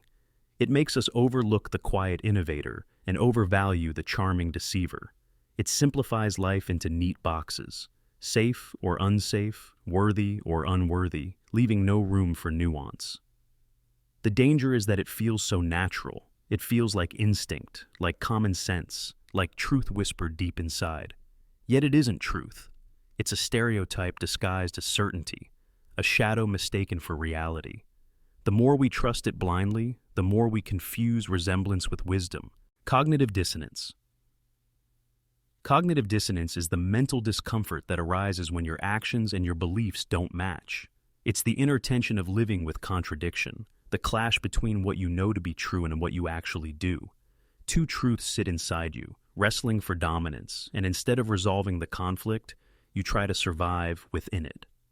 This bias doesn't roar. It lingers like an ache. It shows up as unease, self-justification, denial, or rationalization. You smoke even while knowing it harms you. You stay in a toxic relationship despite believing you deserve better. You preach honesty, yet tell lies to protect your pride. The conflict isn't just intellectual, it cuts into identity, and the mind will do almost anything to patch the crack. You tell yourself it's only temporary, that everyone does it, that you had no choice. Sometimes you twist your actions to match your values. Other times, you bend your values to excuse your actions. Either way, the contradiction must be resolved because the human mind cannot sit in dissonance for long. It craves harmony, even if that harmony is built on self-deception. This is why people double down after being proven wrong, why they defend bad decisions instead of walking away. Admitting the mistake doesn't just bruise the ego, it shakes the foundation of self-image. To accept it means confronting that you are not who you thought you were, and for many, that pain is unbearable. Cognitive dissonance shapes politics, religion, morality, and love. It's why cult members cling tighter when prophecies collapse, why someone who preaches kindness erupts with cruelty in private. It isn't simple hypocrisy, it's a desperate attempt to silence the inner conflict.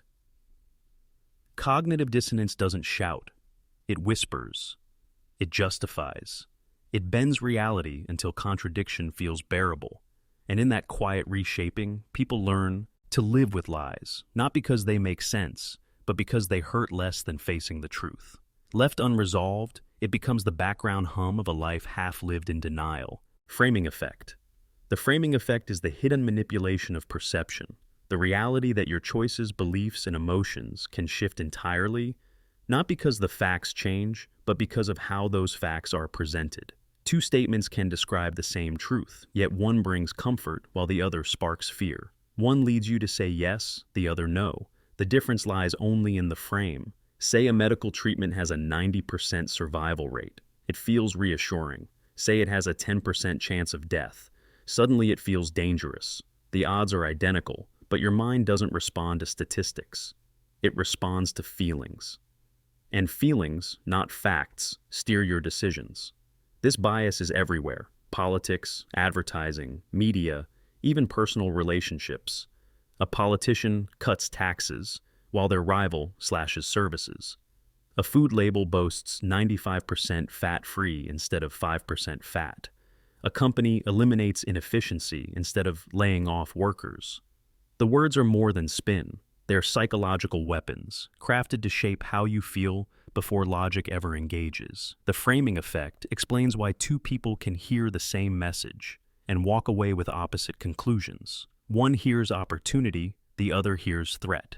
It's not the message itself, but the lens through which it's delivered. Once that lens is in place, everything you see is tinted by it. And it doesn't just shape reactions, it rewrites memory. Frame something as a gain, and it feels like success. Frame it as a loss, and it feels like failure, even if nothing actually changed. The way an experience is presented becomes the way it's remembered. The most unsettling part? You rarely notice it. The frame slips in quietly, guiding your choices like invisible tracks. You believe you're being rational, but in truth, you're reacting to a version of reality chosen for you, because the human mind doesn't follow facts. It follows feelings, and feelings are easily framed. Loss aversion. Loss aversion is the emotional imbalance that sits at the heart of human decision-making. It's the psychological truth that losing hurts far more than winning feels good, almost twice as much. A 100-dollar gain may bring a smile, but a 100-dollar loss leaves a sting that lingers. The brain doesn't weigh them equally. It treats loss as danger, something primal, personal, and to be avoided at any cost. This bias is rooted in survival. For early humans, losing food, shelter, or safety could mean death. Evolution taught us to cling tightly to what we have, to fear loss more than we chase reward, and though the world has changed, the wiring has not. Today, we still react to losses with disproportionate intensity, whether it's money, reputation, time, or love. It's why investors refuse to sell failing stocks, holding on as their portfolios sink. Why would people stay in relationships long after the love is gone, unwilling to walk away from what they've already invested? Why gamblers chase their losses, not out of greed, but out of desperation to get back to even? And why you might reject an incredible opportunity simply because the chance of losing what you already have feels worse than the possibility of gaining something better. Loss aversion makes life defensive. It whispers that standing still is safer than taking a chance. It convinces you that missing out is better than messing up, that holding on, no matter how heavy, is safer than letting go and risking regret. Even when logic says otherwise, the fear of loss tilts the scales until the rational choice feels wrong. And the cruelest part, it doesn't just limit you, it traps you. The more you've invested, time, money, effort, love, the harder it is to walk away. Because you're not just afraid of losing the thing itself. You're afraid of what that loss would mean, that all your sacrifice, your struggle, your story was for nothing. Ninning loss. Aversion isn't simply fear of pain. It's fear that the pain will define you. And until you face that fear, you'll keep gripping the familiar, even when the cost of holding on is greater than the price of letting go. Endowment Effect. The endowment effect is the mind's irrational attachment to ownership, the tendency to overvalue what you already possess simply because it's yours. It doesn't matter if the object is ordinary, replaceable, or something you barely cared about before. The moment it becomes yours, its worth inflates, not in reality, but in your perception. This bias creeps in silently. You're handed a free mug at a seminar, and within minutes, you wouldn't part with it for less than double what someone else would willingly pay. The mug hasn't changed. It's the ownership that transforms it. Once you have touched it, named it, or placed it in your space, it takes on a weight, a meaning, a value that wasn't there before. The endowment effect distorts decisions. It makes you cling to things you no longer need, defend ideas you no longer believe, and hold on to relationships or routines that stopped serving you long ago. Why? Because giving them up feels like loss, even if keeping them slowly erodes you. It's why homeowners overprice their houses, why investors cling to failing stocks, why hoarders see treasures where others see trash. It's not just about value, it's about identity. Once something is mine, letting go feels like letting go of part of myself. Marketers exploit this relentlessly. Free trials, personalized products, yours to try. The moment you interact with something, imagine it in your life, or picture it as part of your world, the hook is set. You resist losing it, even if you never wanted it in the first place. The cruelest part? The endowment effect doesn't make you happier, it makes you stuck. It turns life into a museum of past decisions, cluttered with objects, ideas, and attachments, guarded not by logic, but by a flawed sense of value. Because in the end, The endowment effect isn't just about what you own, it's about what owns you. Negativity bias. Negativity bias is the shadow that lingers behind every thought, the reflex that gives bad experiences more weight, more attention, and more permanence than good ones. One insult cuts deeper than 5 compliments can heal. One failure echoes longer than a series of successes. One moment of fear, shame, or pain carves a scar, while joy leaves only a fading trace. This isn't weakness, it's wiring. The brain evolved for survival, not happiness, and survival meant remembering danger vividly. A sweet berry could feed you, but a bitter one might kill you. A kind stranger was pleasant, but a hostile one was a threat you couldn't afford to forget. For centuries, the mind was shaped by peril, trained to replay what could harm, to obsess over it, to avoid it at all costs. That wiring still guides us. A single bad review overshadows dozens of glowing ones. One rejection makes you question your worth. A harsh word from someone you love replays in your mind for days, months, even years. Memory itself is shaped by this bias. Trauma stays sharp, while joy fades like a dream. Negativity bias poisons relationships. You fixate on flaws, on the things left undone, on that one careless remark. Meanwhile, the quiet kindnesses, the steady love, the everyday acts of presence fade into the background. It makes you hard to please, easy to wound. And it doesn't stop with others. It turns inward. You remember every mistake, every embarrassing moment, every perceived failure. You dismiss your achievements, downplay your growth, and let one bad day rewrite the story of who you are. Negativity bias keeps you alert, but it also keeps you afraid. It whispers that hurt is more real than healing, that risk is more dangerous than reward, that trusting again is foolish. Left unchecked, it pulls life toward caution, resentment, and regret. Because in a mind ruled by negativity, even the brightest light feels fleeting, and the darkness feels like truth. Status quo. Bias, status quo bias, is the quiet fear hiding beneath comfort, the unconscious pull to keep things as they are, even when change would clearly be better. It's the irrational preference for the familiar, the routine, the known. Not because it's right, but because it feels safe.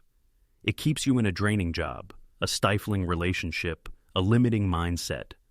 Not out of happiness, but out of fear of what comes next. This bias whispers, better the devil you know. It convinces you that movement is risk, that change is danger, that staying still is wisdom. So, you wait. You tell yourself the timing will improve, that circumstances might fix themselves if you're just patient enough. And you wait, and wait, and wait. Status quo. Bias is a psychological anchor. It frames the present as the default, and any deviation as a risk requiring heavy justification. Even when the default is leading you nowhere, you exaggerate the costs of change, magnify its uncertainties, and minimize the suffering of staying. Not because change is harder, but because change is unknown.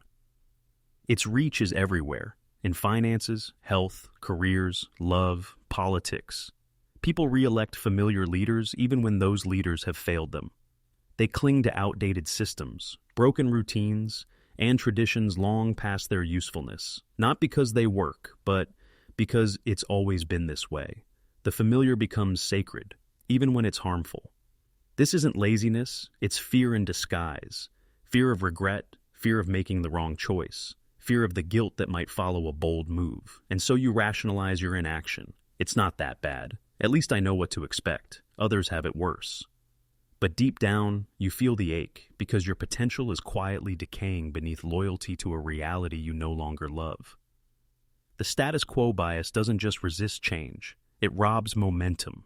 It stalls growth in slow, invisible ways. And perhaps the most tragic part, you may not even notice how much of your life you've spent defending a version of reality you stopped wanting years ago, simply because it was yours. Social comparison bias. Social comparison bias is the sting that surfaces when someone else shines brighter. It's the quiet resentment toward those who outperform you, even when they have done nothing wrong. It isn't just envy, it cuts deeper. It feels like a threat to identity, a bruise to the ego, a whisper that says, they're better than you. This bias thrives in moments of insecurity. A friend gets the promotion, the recognition, the applause. Instead of pride, you feel smaller. You begin measuring, ranking, rationalizing. They just got lucky, they're arrogant, they cheated. Your mind scrambles for explanations to soothe the sting, because their success feels like your failure. Their rise feels like your fall. Even if you weren't competing, suddenly it feels like you were.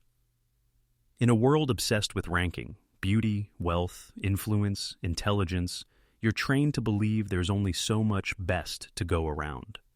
That someone else's glow dims your own. That if they're winning, you must be losing. This bias corrodes relationships. Admiration curdles into bitterness. Distance grows between friends. Rivalry builds between peers. You root for people until they move ahead of you. Then quietly, painfully, you start to hope they stumble. You smile, but it's tight. You congratulate, but it burns. It also strangles opportunity. You dismiss ideas from those who intimidate you. You avoid working with people who challenge you.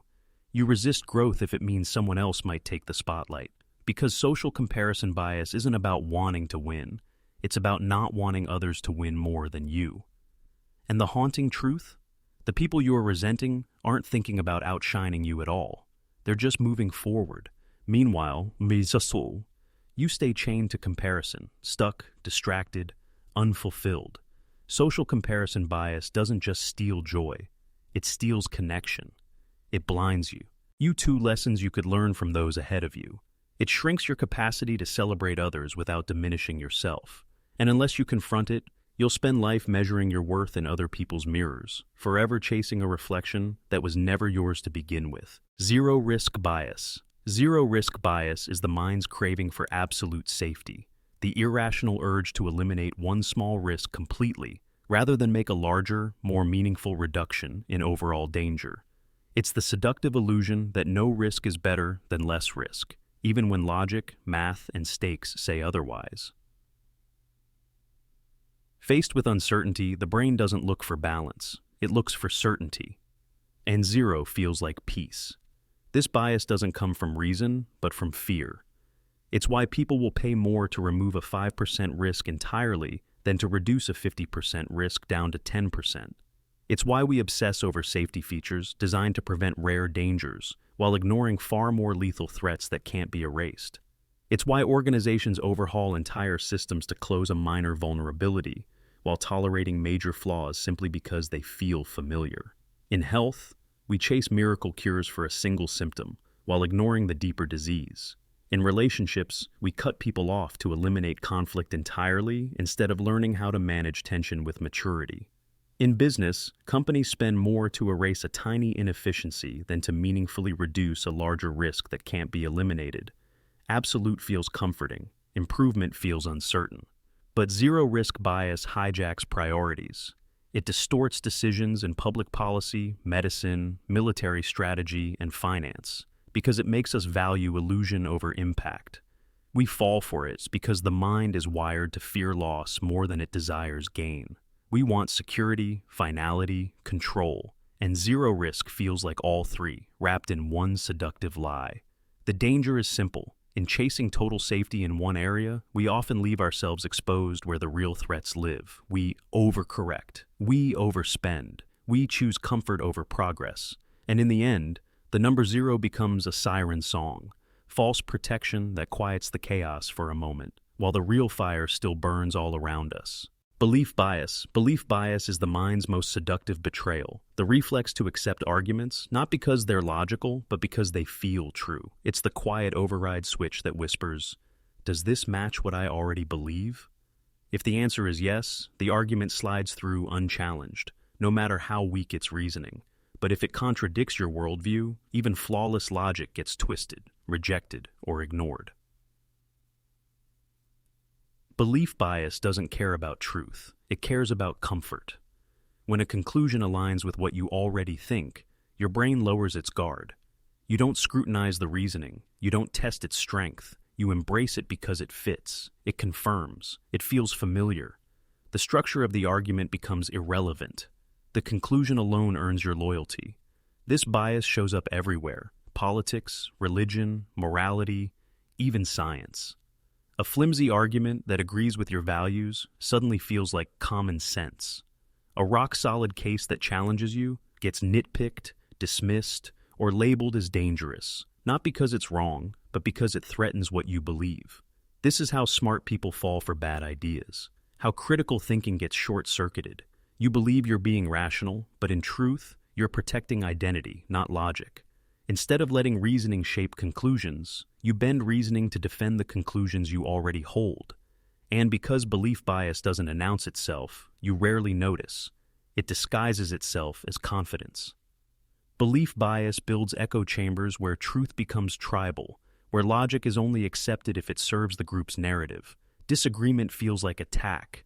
Debate feels like betrayal. Learning becomes war. Evidence, no matter how overwhelming, doesn't stand a chance if it clashes with belief. The cruel irony: the smarter you are, the stronger your ability to rationalize flawed logic in service of belief. Intelligence doesn't protect you from belief bias. It can make you more skilled at it. The only escape isn't brilliance, but willingness. The willingness to question even what you know, and that is far rarer than intelligence. Authority bias.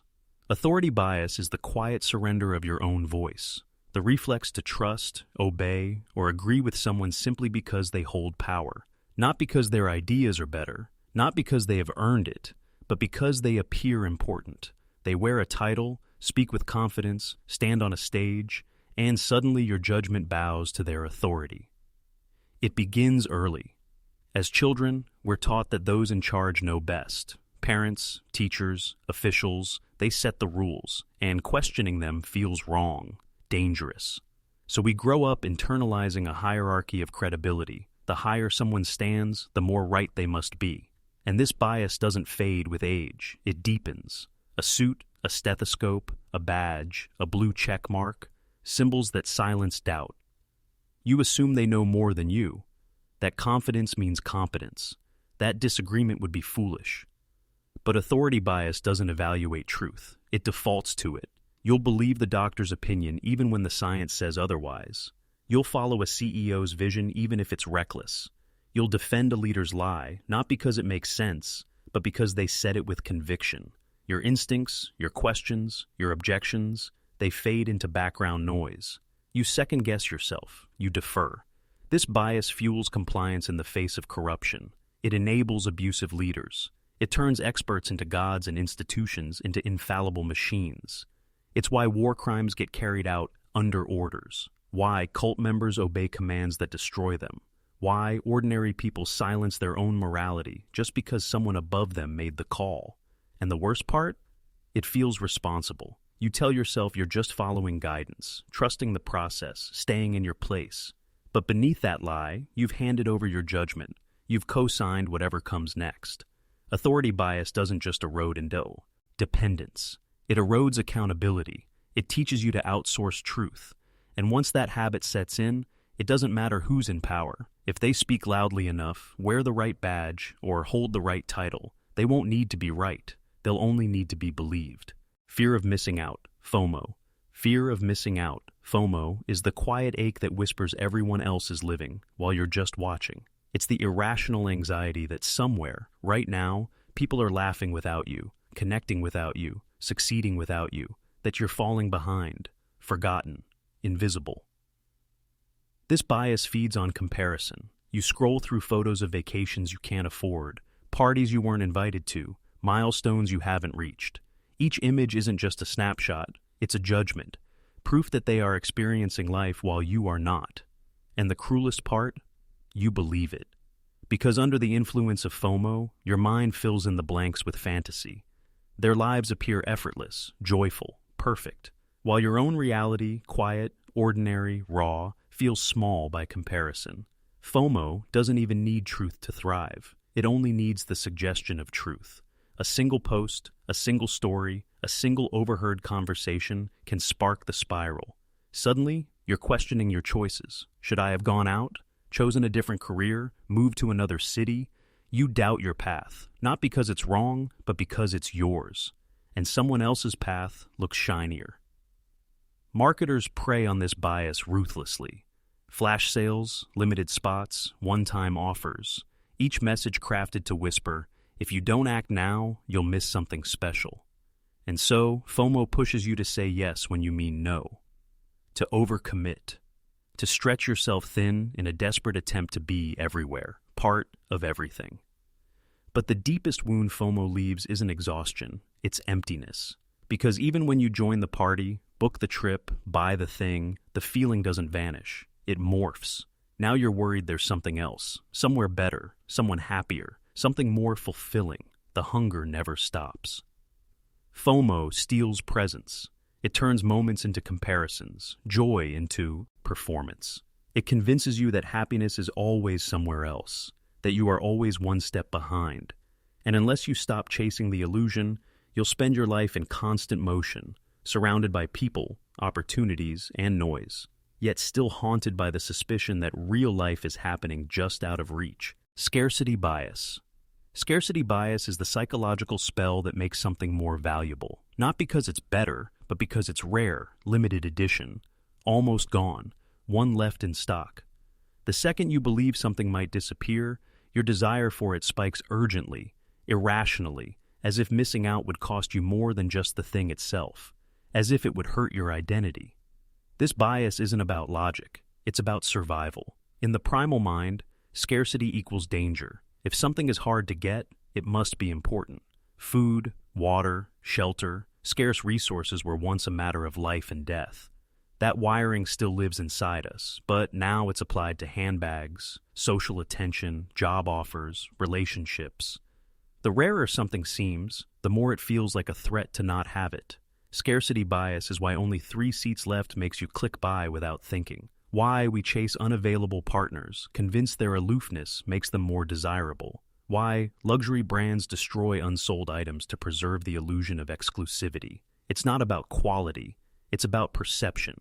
If everyone can have it, it loses its shine. If you might not get it, suddenly you need it. This bias is ruthlessly exploited. Marketers know how to dangle the illusion of scarcity to hijack your decision-making. Flash sales, countdown timers, FOMO campaigns. They create pressure, not value. And under that pressure, people buy, sign, say yes. Not because they truly want something, but because they're afraid of losing the chance to have it. But scarcity bias isn't limited to material things. It warps how we value time, love, attention. You might obsess over someone who withdraws just because their affection feels rationed. You might neglect what's abundant in your life, chasing after what's withheld.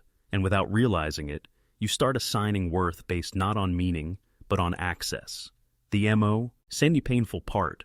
Once you have the thing you chased, its magic often fades. It wasn't the object you were obsessed with. It was the feeling of urgency, the thrill of the chase, the illusion of importance created by the threat of loss. Scarcity didn't make it valuable. You did because your mind fears missing out more than it fears settling for something you never really needed in the first place. Triviality bias, bike shedding. Triviality bias, better known as bike shedding, is the mind's quiet escape hatch. The reflex to fixate on what's small, simpy, and safe, while the real, urgent problems sit untouched in the corner. It feels like productivity, but it's really avoidance in disguise. The name comes from a famous example, a committee reviewing the design of a nuclear power plant. They spend 5 minutes on the core reactor, then 45 minutes arguing about the color of the staff bike shed. Why? Because nuclear physics is intimidating. No one wants to sound ignorant, but bike sheds, everyone has an opinion. So they linger there, polishing irrelevance while the reactor goes unexamined. This bias is everywhere. In boardrooms, where executives waste hours tweaking slide deck fonts while ignoring financial collapse. In families, where people bicker about dinner while sidestepping the fractures in their relationships. In personal life, where you spend hours reorganizing your desktop, curating the perfect playlist, or cleaning the garage, anything to avoid the overdue decision, the difficult conversation, the looming change. Bike shedding feels like progress. It gives you the illusion of control. Because trivial problems are safe, manageable, familiar, they give you certainty, the thing we crave most when life feels overwhelming. You can't fix the economy, but you can argue about the logo. You can't heal a marriage in one day, but you can reorganize the closet. So, you do. And you tell yourself you are moving forward. But the cost is steep.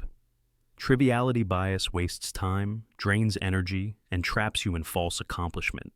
You end up busy but not effective, distracted but not resolved, safe but not growing.